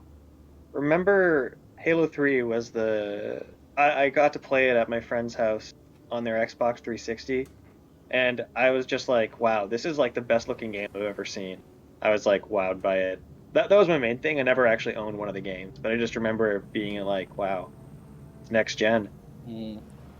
And I mean, Halo 3 definitely feels like one of the last games that got like the extra love of Bungie, like really trying to make a good product. Right. They had a Forge mode, which like not many games on console had like a map maker, like game mode maker kind of thing like Forge. Hmm. And the cinema mode where you could go back and rewatch all your multiplayer games, even your campaign games. It's just like a real complete package. Wow. Yeah, that sounds cool. I love level editing tools and like the kind of stuff that leads to in the game. That's really Mm, awesome. yeah, great game. You guys ready for your number threes? Cool. All right, let's get going. Number 3. And you know what? Maybe it should have been higher. Maybe it should have been number 2. I don't know. Might and Magic Classic Clash of Heroes. Whoa. Love it. Love the gameplay, although it does get a little repetitive. Love the story about the 5 kids that got like thrown into the different worlds. Love it. Love it. I've beaten it probably like a dozen times. You know, we actually have one of the only other people that has ever talked about Might and Magic before in my life. Bongo Bongo. Well, you know what's funny? I haven't played any of the. I know nothing about like the Might and Magic series. Wow, Maybe he's he just talked in it. about Might Maybe and he's Magic. in I don't know. it. He's probably playing Titanfall too hardcore right now, Yeah. but I know he's a fan. Well, Might yeah. and Magic. This is a huge series. I'm trying to add it to the backlog list right now, and I'm like, wow, there's a lot of things to choose from here. I've never Yeah. heard of this game before. I What don't know is any it? of the other ones, and this is like a standout. This was made by Capybara in Really? Toronto. Yeah, for Yeah, the you gotta say Nintendo for the Nintendo Capybara, I DS think, because there's like, originally. But are it's you talking published by about Clash of Ubisoft. Heroes, right? I'm talking about Clash of Heroes. It's kind of like the strategy one where you put the troops down and they make units and then they attack the other side. And Yeah. then Also, it's just also just like walking around kind of and story and yeah, talking to people. just googling Might and Magic, a bunch of other things showed up. Yeah, I'll But yeah, admit I Might know and Magic, nothing Clash of Heroes. nothing This about I is it. think the that's one, the only right? one that I've played, actually. Oh Yeah. yeah, It's like a puzzle game. Yeah, are you a fan? I like puzzle games. So you know nothing about the series, like the Might and Magic series? It's a very prolific series. My friend Dave, Ad Hoc, aka Dave Brown, Dave of the Rave, he's a big Might and Magic guy. He likes the more traditional turn-based RPG style that they had. The reason he likes them so much is one of the things that Andrew had mentioned there, that you can go follow the story as suggested, or go off the beaten track and just make a run for a high level dungeon. You might not be able to like beat the dungeon, but you might be able to get some loot, and like that's a viable way to play them. The game that you're talking about, I don't think it's necessarily a good representation of the franchise, just because it's a puzzle game. I think it was a lot different, yeah. So I assume I probably won't like any of the other ones in the series, but Clash of Heroes. I think I played it on the Xbox Live Arcade. They made like an update version of it with better graphics, and then I actually went back and then bought the DS cartridge and played it on a DS, and then I played it on like the PS4. I played it on the PC. I played it on the iPad when it came out, like on iOS, and I've beaten it on every system that I've played it on. It's one of those games that I just have to buy it when it's on a system and then beat it. All right, All right, yeah. you should check out Shovel Knight Puzzle Dungeon. Oh yeah, is it good? Yeah, I heard about it, but I haven't played it. It's very good. Very good. I will write it down. All right, Adam, you got that number 4 ready? Number Or 3. is it Number three? Yeah, We're on number 3. All right. So number 3, I've got Portal. Nice. Yeah. I thought I about was it. thinking of. I thought about it. Yeah. Yeah, it's on the honorable mention. I was trying to tonight. decide. Yeah. Sorry, yeah. just I really considered it. About. Yeah, I was trying to figure out if I should put Portal 1 or 2 on here, and I feel like Portal 1 is just such a nice, cohesive package, especially if you haven't had anything, if you don't know anything about it. I feel like Portal is a really great experience.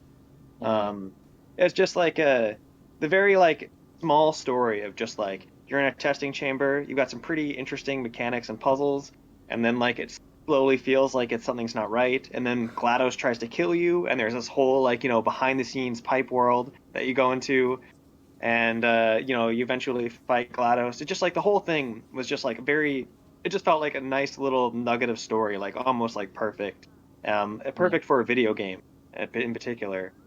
And the puzzles were great. Blew my mind, the portal mechanic.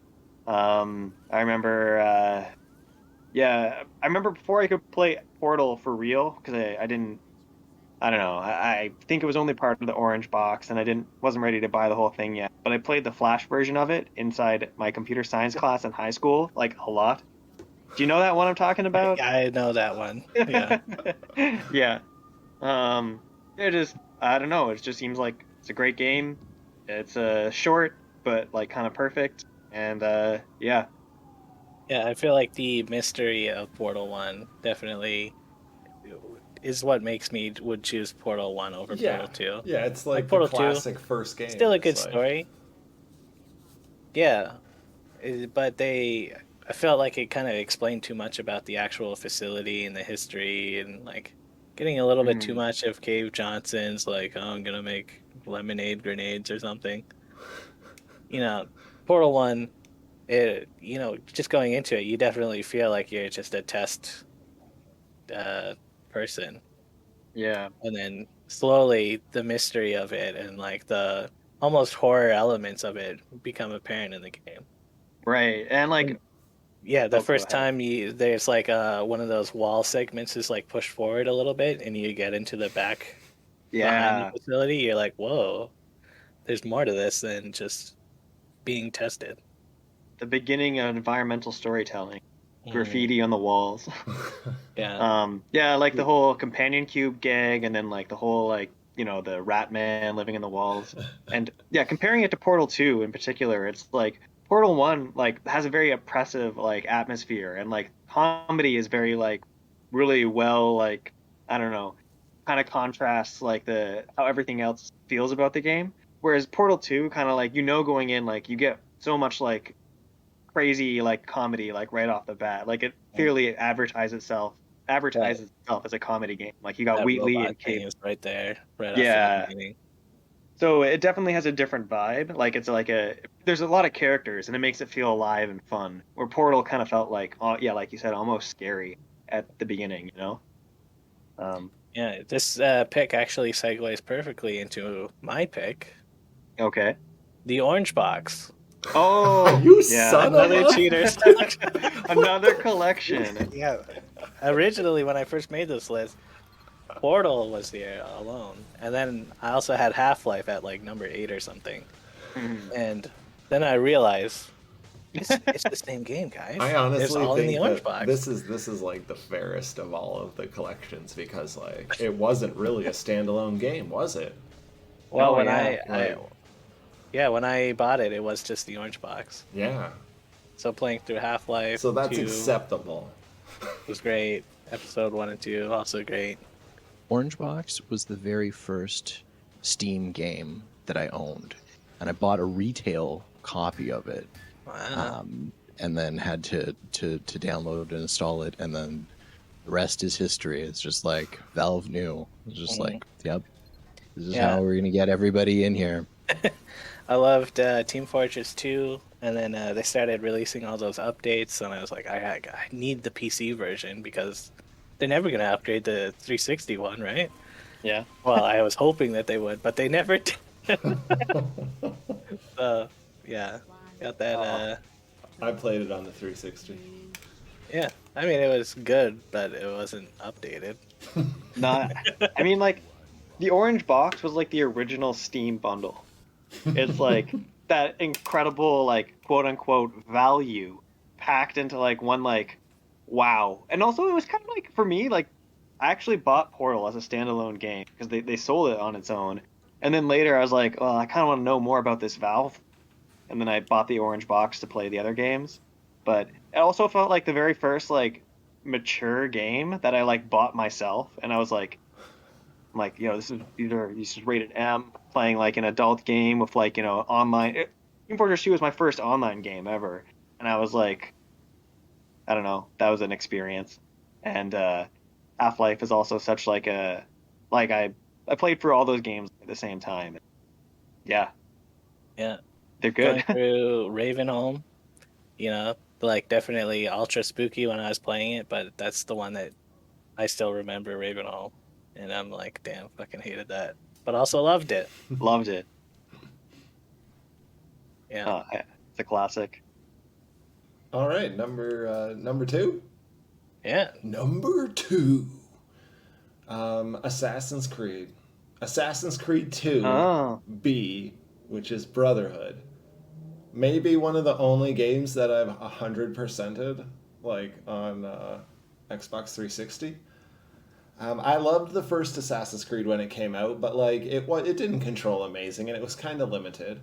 And I think the first Assassin's Creed, like Assassin's Creed 2, was great compared to Assassin's Creed 1, but then Assassin's Creed 2, now, to put it into perspective, I had just taken, like, a year earlier, before the game came out, I had just taken a trip to Italy. And the game takes place in Rome and Florence, and I had literally gone to Rome and Florence. And it is so well reconstructed in the game that I literally was, like, recognizing things from my trip in the game, which Nice. probably helped, like, why I enjoyed it so much. It's also a great game, and I've loved not all of them, but I've loved half of the Assassin's Creed games a lot. But that one, just, like, it was great. It was like the middle story, which ironically was the best of, like, the Assassin's Creed 2, like, Ezio story or whatever. They hadn't torpedoed the series yet, which they basically started doing by, like, by Revelations, which is like Assassin's Creed 2C. Which main character is this? Like, in the Assassins verse, not Desmond. This is like Ezio or Ezio.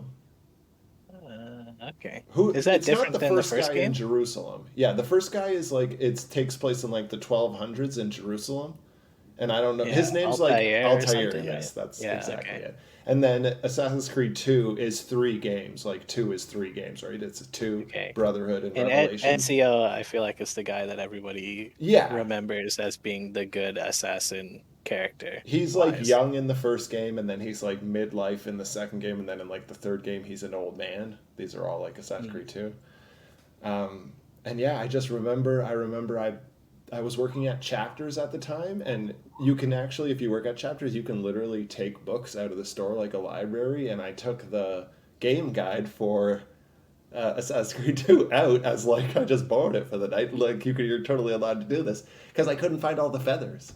There's like 150 feathers in the game, and I had to go through like the book Classic Ubisoft. with one of my friends, and he was like flipping the pages and like telling me like feather for feather. We went through like all 150 because it was like the last achievement in the game, and I honestly enjoyed doing it. Nice.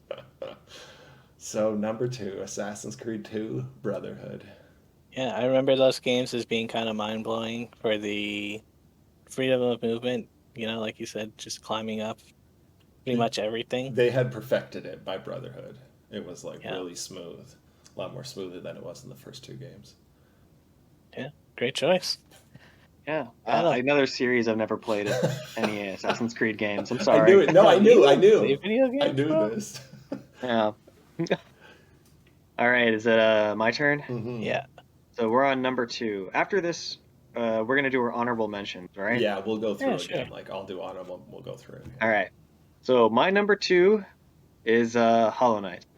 Wow, Whoa! unexpected. Yeah, it's an indie game. I like gotta rep those indie games. But also, I love Hollow Knight. It's the best Metroidvania in my opinion. I love the atmosphere. I love all the secrets in it. I like the bosses. I played through it twice completely. I like that they kept adding like all these like DLC expansions for free after it came out. Just one of those games that I really got sucked into. Yeah, I think everybody knows this game. I don't know. I'm a fan. Alright, cool. How about you, Andrew? What's your number 2 game? Number 2, The Last of Us. Ooh, Oh Yeah. yeah. I know. I like looking back on my list. I'm like, there's a lot of just AAA games, and it's gonna continue like that. So yeah, The Last of Us, visually an amazing game, sound design, everything about it. I feel like this is top notch. Uh, love the story, characters, great. Again, apocalypse world, love an apocalypse world. Uh, I love the resource management of the game, similar to like your early Resident Evil games. Every bullet matters. Searching the environment, it's like, oh, if I find a bottle and throw it at this guy, then I can punch him really easily instead of like having to punch him like 5 times to take him down. Just like thinking through the combat is awesome, and your side characters that are following you around, usually helping you out, and you actually feeling attached to them and like liking them as characters that are with you hanging out. And it's the awesome game. I thought about putting The Last of Us 2 on there instead because it is better in a lot of ways. Hiding in tall grass, like the actually being able to lie down, the stealth. It's a bit more forgiving, I'd say. Like it's definitely easier to break out of stealth and then maybe kill a guy and then go back into stealth in Last of Us 2. And they definitely polished up like when Adam, when you were watching me play The Last of Us, when you'd go to a workshop bench and like actually seeing your character dis disassemble a gun and then put an upgrade on it, it's like, whoa, they really modeled and animated all that crazy machinery in the game. mm. Yeah, but Last of Us 2, it only didn't make it on because it's such a downer of a story. It's like you feel very depressed. Yeah. Uh, Similarly, like Yeah. replaying The Last of Us 1 recently, it's like you're not a good guy, You start off the game by like killing some guy who wronged you, but you do kind of just like break his legs and then shoot him in the head. You're bad people. Yeah. yeah, I also think Last of Us, great game. Love that game. Um, yeah, I don't know. It's just seems like one of the most refined story-based games. The story is great, the gameplay is great. I think one thing I felt like maybe sometimes I got a little bit tired of the combat in The Last of Us, but I think I don't know.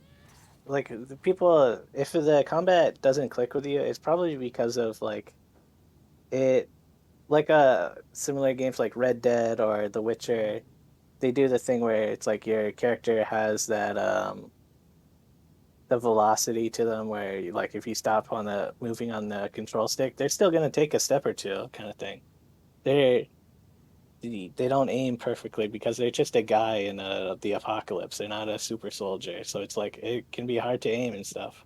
It's Um, trying to simulate all of that stuff, and it doesn't really make it feel like a good game in the way that like an action game usually does, where it's like everything's just super tight controlling. It is loose and sloppy feeling. That's a part of it. maybe I don't know. I actually felt like the controls were pretty nice. I like the Yeah, animations once you get especially. used to it, or it's similar to like Resident Evil 4 and the tank controlliness of like having to actually move your gun and not having a crosshair. You just have a laser pointer, and it's like, oh, you better find where that laser pointer is. The difficulty is part of what makes it it adds to the excitement. Yeah. I guess what I meant was more that I mean, like, I do actually really like the combat in The Last of Us. Like, it's fun and satisfying. I just maybe the pacing at some parts in the game, like, it felt like there was just like you go into a new area and there's just a whole bunch of guys for you to kill, and then a new area and a whole bunch of guys for you to kill. Yeah, it is a murder simulator. Yeah, which is fine. Like, the murder simulating was pretty well done. But yeah, overall, like, great game. Yeah. Classic choice. Woo. Number 2, Hey. The Last of Us. All right, I'm right. gonna list off some of my honorable mentions. Rapid fire those. And I'm gonna All right. I'm gonna give a little blurb about each one and why I picked it. Okay, the Prince of Persia series. I honestly love the Prince of Persia series. It's one of my top 3 game series of all times, with Splinter Cell and Assassin's Creed, all Ubisoft, ironically. But I couldn't pick any one game that I loved, which is strange. I loved the first game, like when you could rewind time, like that blew my mind. But like it really doesn't hold up well. I've tried to play it, and the combat is so terrible. I feel like, for me at least, the combat's so terrible. I love the storyline and the setting, but I couldn't put it in the top 10 because of the combat.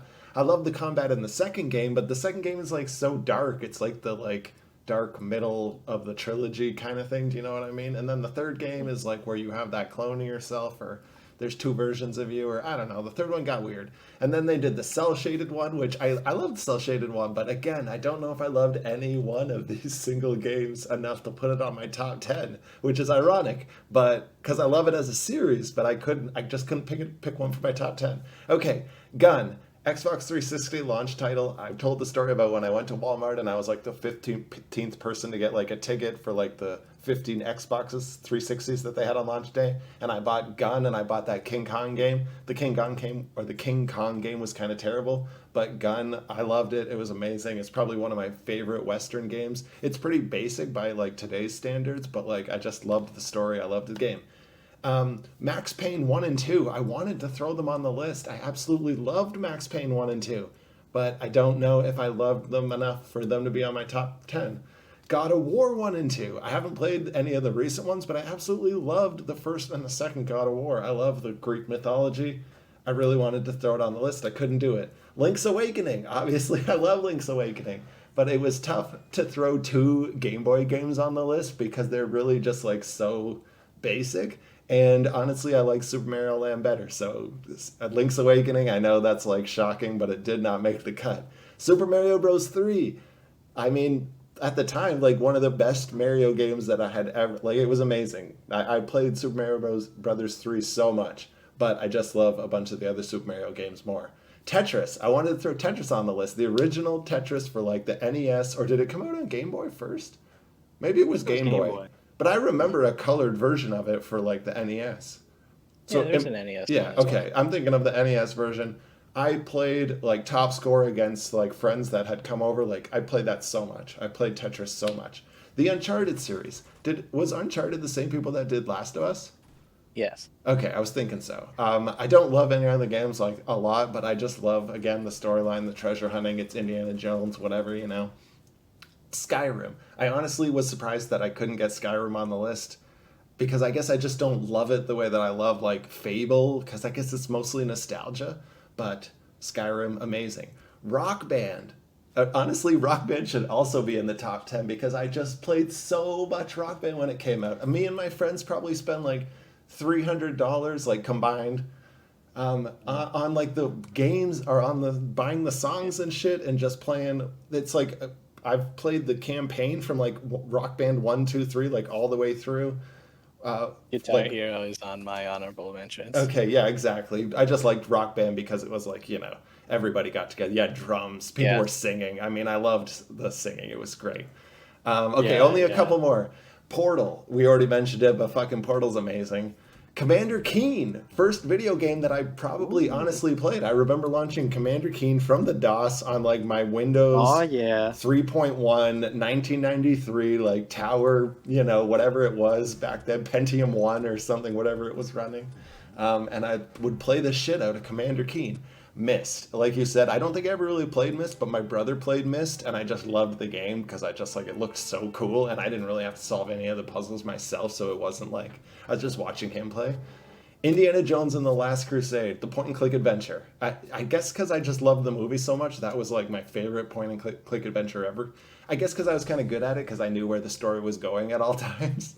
But it was a lot of fun to play. It was like a bigger version of the movie with extra stuff, so I just love that game. And last but not least, Fez. I loved Fez. Fez got me into like indie video games. Fez and Super Meat Boy in like 2008 when they started developing those games and stuff, that made me want to make indie video games. It made me feel like I could make indie video games. So Super Meat Boy should be on there as well, but Fez, there was just something about Fez that I loved. The style, the colors, the music, rotating, the 2D world that was actually a 3D world. I thought that was so cool.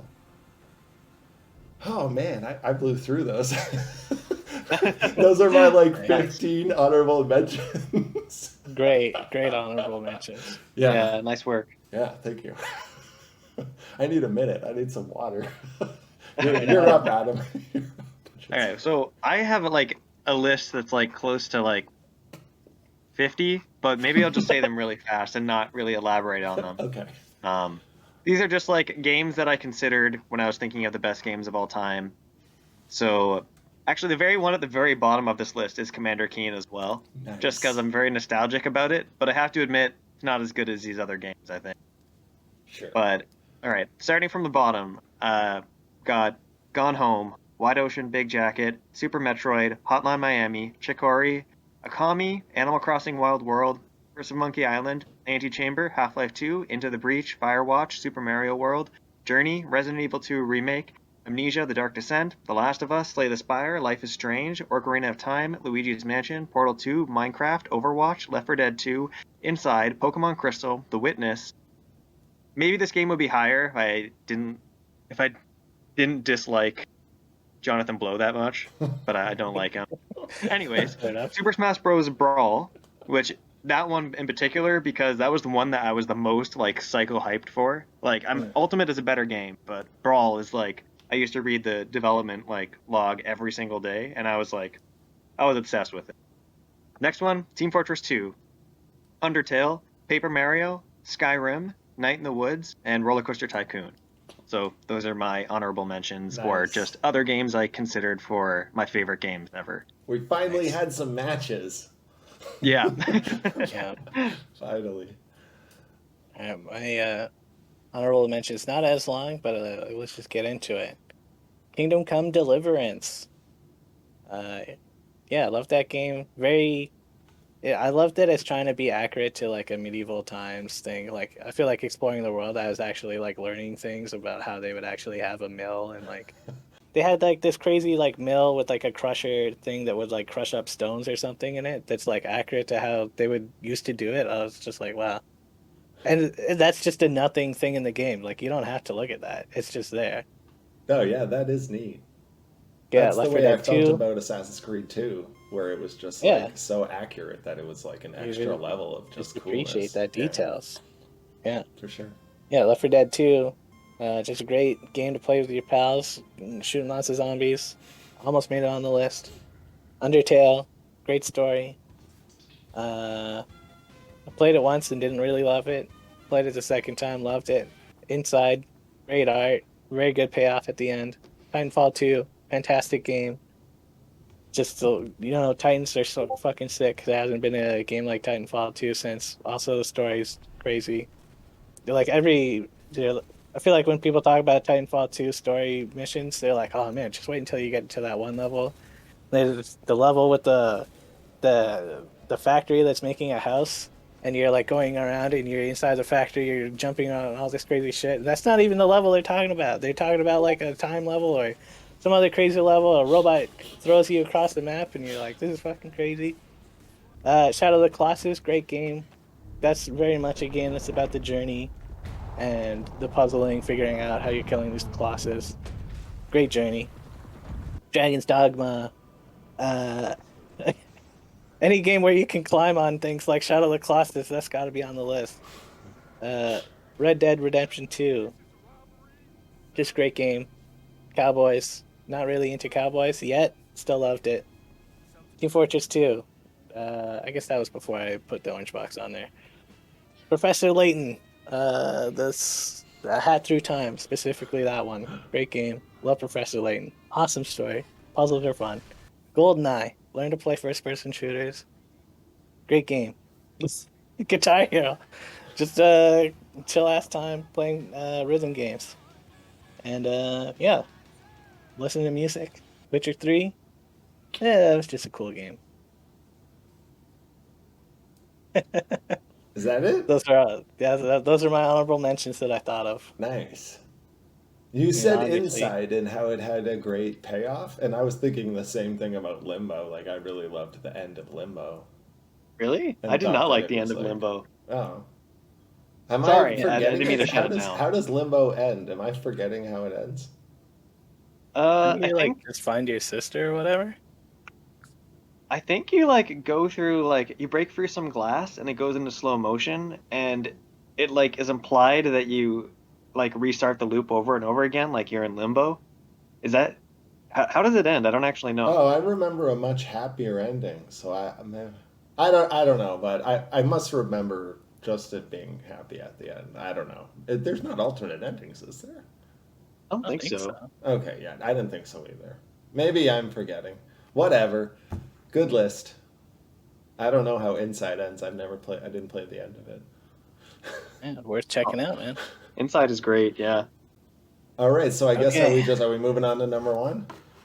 Yeah, if you're ready for number ones, let's get into it. My number one favorite game of all time. And as I was making this list, I was like, is it still my number one favorite game of all time? And honestly, like I said, these top five just depends on the day of the week, which one I would choose to play. But number one, Super Mario World, SNES. Yeah. Yeah, I haven't beaten it a lot because like I always get stuck at the castle, but like I have just picked it up and gone from the first level to like the final zone. Probably like I don't even know, over 50 times. Just on anybody who has a mini NES like over the past 3 years plugged in at their house, I'll just like if it's on, I'll play from like the beginning to the end just cuz it's fun. I love the colors, I love the music, I love the controls. I love the special abilities, flying. Yoshi, that was like the first Yoshi game. Right? I think so. From my point of view. Like if you're chronologically. When you get Yoshi, that was so dope. And then you got the different colored Yoshis. And then all this special stuff that you just like found. Like the Star Worlds. And then the like special world that like has special in it. That's like inside the Star World. Another special world. It was just... Even just like the stuff I alternate don't even know path. about. Yeah. But Yeah. that game, there's something about it. It's the perfect level of like hard but not too hard. Because like I never get like caught up anywhere, and maybe that's because I played it so much. But yeah, I love it. So my Solid favorite game, choice. Super Mario World. When did Nice. August 91. I bought a Super Nintendo, or my parents did, and we had that game, and we had Mario Paint. Did you guys know Mario Paint at all? It came I've heard with a of it. mouse. It came with a We had mouse. It Mario was like, Paint. yeah, and then those were the two games that I had for the SNES. Mario Paint. All right, Adam. All right. And looking at this list, and like I said, I realized that there was a game that I missed completely to put on this list. I don't know if it'd be at number one. It might be like lower. It might be in honorable mentions. I don't know. But I'm not going to say it yet because I've got a feeling it might end up being on Andrew's list. But it's the one that I put as number one is Dark Souls. What? Yeah. I thought you were a big Five Nights at Freddy's fan. Nope. That's not nope. on your list anywhere? Nope, it's not on there at all. I'm really into Dark Souls. Like again, like Tyler said, like any day of the week, maybe like you'd ask me this question and a different game might be at number one. But I just really love Dark Souls. And the first time I played Dark Souls was at someone's house, and I didn't like it. I was like, yeah, I don't see what the fuss is about. Yeah.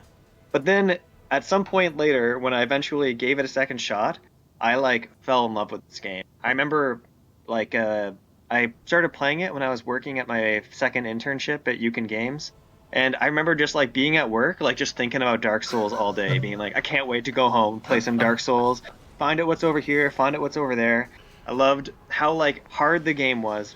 Like maybe hard isn't the right word because Dark Souls is more than like hard. Like it's what I really loved the most about Dark Souls was the exploration. Like the world was huge, it was all interconnected, and it was interesting. Like there was tons of interesting places to go, lots of interesting enemies, and I liked the challenge. Not really like I don't love difficulty for its own sake, but I like the rewarding feeling of getting places. Like you had to work so hard to get places in that game, and then the places you got to were awesome, and just like it's kind of like its own Metroidvania, except I guess I think of it as one, even though you don't unlock anything.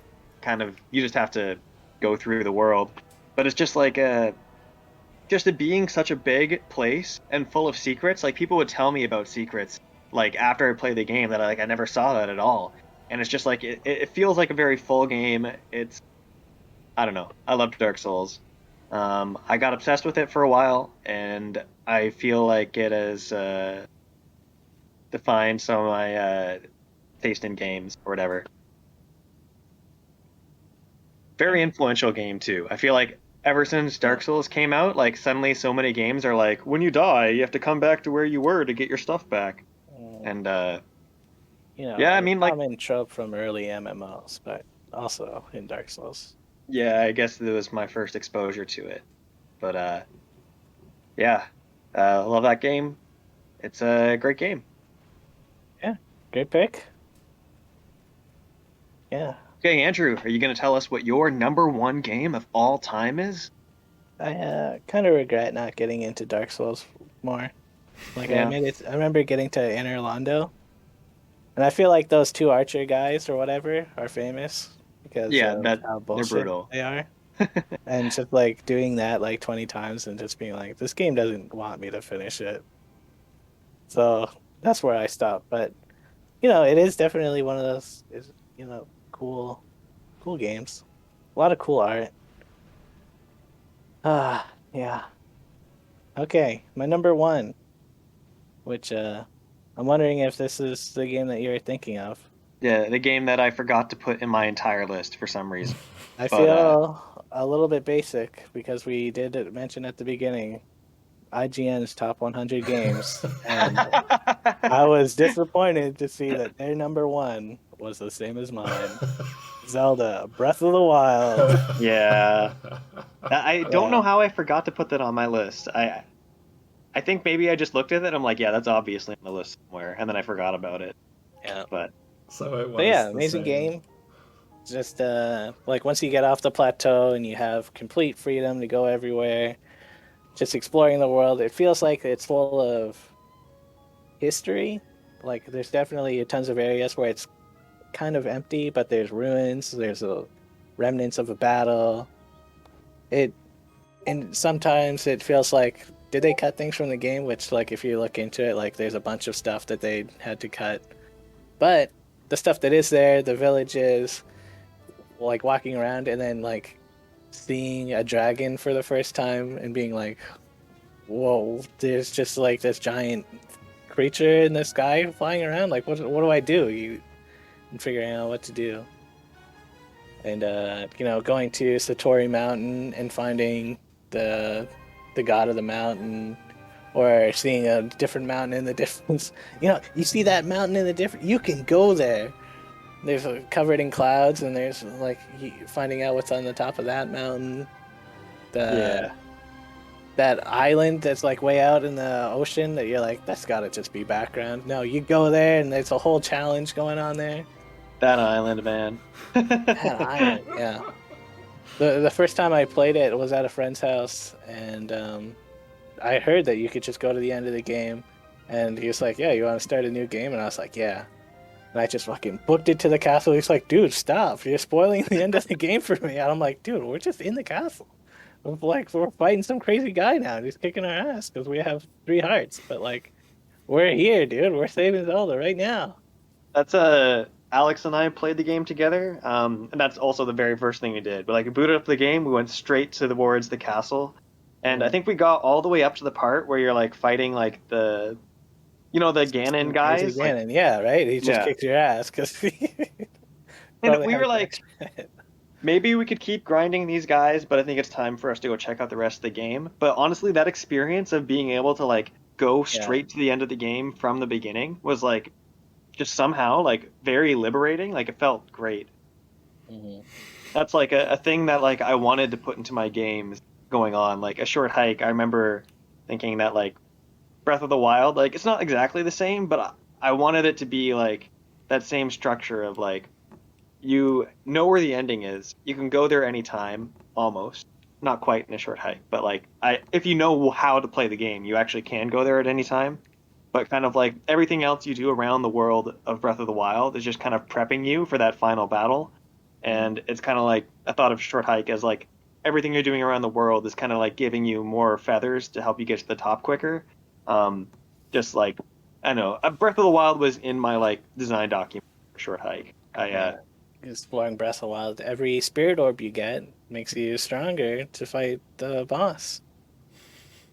Yeah, and yeah, just a fantastic game. Love it. It should have been somewhere on my list. Definitely in the top 10. I'm not sure where I would have squished it in, but Yeah. And somehow, I think it's GameSpot keeps releasing like every week or so. They're like, oh, 13 things you didn't know about Zelda. And they are still things that I didn't know about Zelda. And right? like, wondering about it like afterwards, like you would pick up an axe or something and it's like has that number 10 on it, but you're like, what does that really mean? And then going on a YouTube video of some guy who's like, well, we've data mined it, and actually it's a blend of a few things of attack power and durability. You're just like, oh, I see. There's all these hidden stats in there, but it's for kids as well, so they don't have all the stats shown. And yeah, just a dope game. Crazy stuff. You get all of the main powers, the magnet and stasis bombs and stuff right away. So it's like you're not really gated by any lack of powers like in a traditional Zelda of very linear, having to get the bombs at this dungeon and then the boomerang over here. Yeah. Just yeah. I remember thinking before Breath of the Wild came out, like I'd kind of gotten tired of Zelda games. I was like, Zelda games, like, we've done them. And I remember thinking when they were like, it's Zelda, but it's open world. And at that point in my life, I was like, open world games are boring. Like they release a new Assassin's Creed like every single year. We've all played Skyrim. Like, what are they gonna do? But somehow Breath of the Wild like completely revitalized like how I felt about open world games. It's like almost like all the open world games that were before it like weren't doing it right almost, except for maybe Yeah. Skyrim. I think But like, the not putting a ton of things on your map definitely helps, where it's like, yeah, you play a Far Cry and you go up a tower and then a bunch of icons get added to your map and you're just like, oh, I don't know what to do from here. Whereas Zelda, you climb a tower and you actually look at this stuff and you're like, oh, okay, yeah. what do I want to do? And you pick it out yourself as like a conscious choice to be like, yeah, I want to go to that orange building and get some more orbs or whatever. I Or remember playing. there's just smoke in the distance, so I want to see where the fire is. Yeah, yeah. I remember playing Horizon Zero Dawn the week before Breath of the Wild came out. Like Alex and I were playing it together, and I was just like, man, this. I don't know. I'm sure it's a good game, but I was really bored playing it. And just like the contrast between like that and Breath of the Wild, like if you were just like a random like mom looking at the games, you might think that they're kind of similar, but they just like feel completely different to play. Um, it's just like it really made me feel like Breath of the Wild, like I don't know, somehow made open world games like new again. Yeah, somehow. Yeah, So yeah, I guess that's everybody's games of all times. No matches. no Well, matches, yeah, right? well, Yeah, well, I'm blown I away. mean, the Orange Box and Portal. But was it on your top? Oh, sure. Yeah, And you mine guys was maybe 3, would have his had was 3. You would have had Breath of the Wild as maybe top 10 out of Yeah, I probably put Breath of the Wild. Okay, Thinking so you about it, guys I'd had shove some it in matches. second place. So we would have had some overlap. And we had a bunch of honorable mentions. I don't feel too left out. Yeah. I feel like I shouldn't have listed all of them because it would have been fun to talk about some. Because like, there's a lot of games. Like I feel like it's really hard to pick your top 10 games of all time because like they're good in different ways, and Yeah. also like I don't know, it's like it also changes like depending how recently you played something and yeah, and what it means to you. Like there are certain games that I played the most, like maybe those would count, or games that I was most excited for. Um, anyways, but yeah, lots of good games out there. All Maybe I right. should try some more of these ones that I haven't tried on your list. Yeah, you got some suggestions now. Yeah. The next game that I'm planning on playing is The Witcher Wild Hunt, but I want to finish the books first in case it spoils anything for me. Is that number 3? That's number 3, yeah. Okay, yeah. So, Nice. I didn't like The Witcher 3, but I only played like 2 hours of it. I know I'm probably going to get through all the books and be so hyped, and then I'm going to be like, oh, this is terrible. I'm expecting that, though, so like hopefully it'll be a nice surprise. But that's what Yeah. I'm planning on playing next. Yeah. Yeah. Great podcast, guys. Yeah, it was fun hearing about all your games. And I don't know. Whenever I look at like some sort of top 10 list, I'm always like whether it's yours or some publication, I'm always thinking like the exciting part is scrolling down and seeing like which one is going to line up with the games that are on your list. I feel like that's the whole anticipation of watching it or listening to a podcast like this is like you have in your mind like your top 5 games and you're waiting for them to show up. And then if you get to the end of the podcast and they aren't mentioned, you're a little bit like, I don't know. These guys I are got screwed idiots. over. Did they even play Inscription, bro? Do I like the wrong video games? Uh, Well, good times. Good discussion. Keeping it just under 2.5 hours, so that's good. Yeah, that's good. it's like a real podcast length, guys. If a podcast is under an hour to me, I'm like, why is it so short? I agree. Under an hour is too short. I like a good 70 minutes. Yeah. Wanga, do you have anything you want to add? Yeah, when can we expect an Electric North top 10 list of podcasts? When's that list dropping? Hey, episode 2, we haven't gone over a topic, so why not? No, I was in jest. I suspect you guys are probably going to be keeping this focused on video game and video game related stuff. So that's pretty cool. I don't know. That's pretty cool. I hopped in about midway. Sorry again for interrupting, but I'll look for when you have it polished because I want to see what the top half of y'all's lists were. So yeah, cool. And Arthur, you got anything? Are you still here? Oh, he's here. Maybe it just left it open. No, he's just playing Project Zomboid, or he's unpacking some furniture. Probably is what actually is happening. But all right, yeah, I'm gonna say it's time to end the recording. All All right. Thanks, guys. Yeah, see y'all later. Everybody have a good night. Yeah, take care.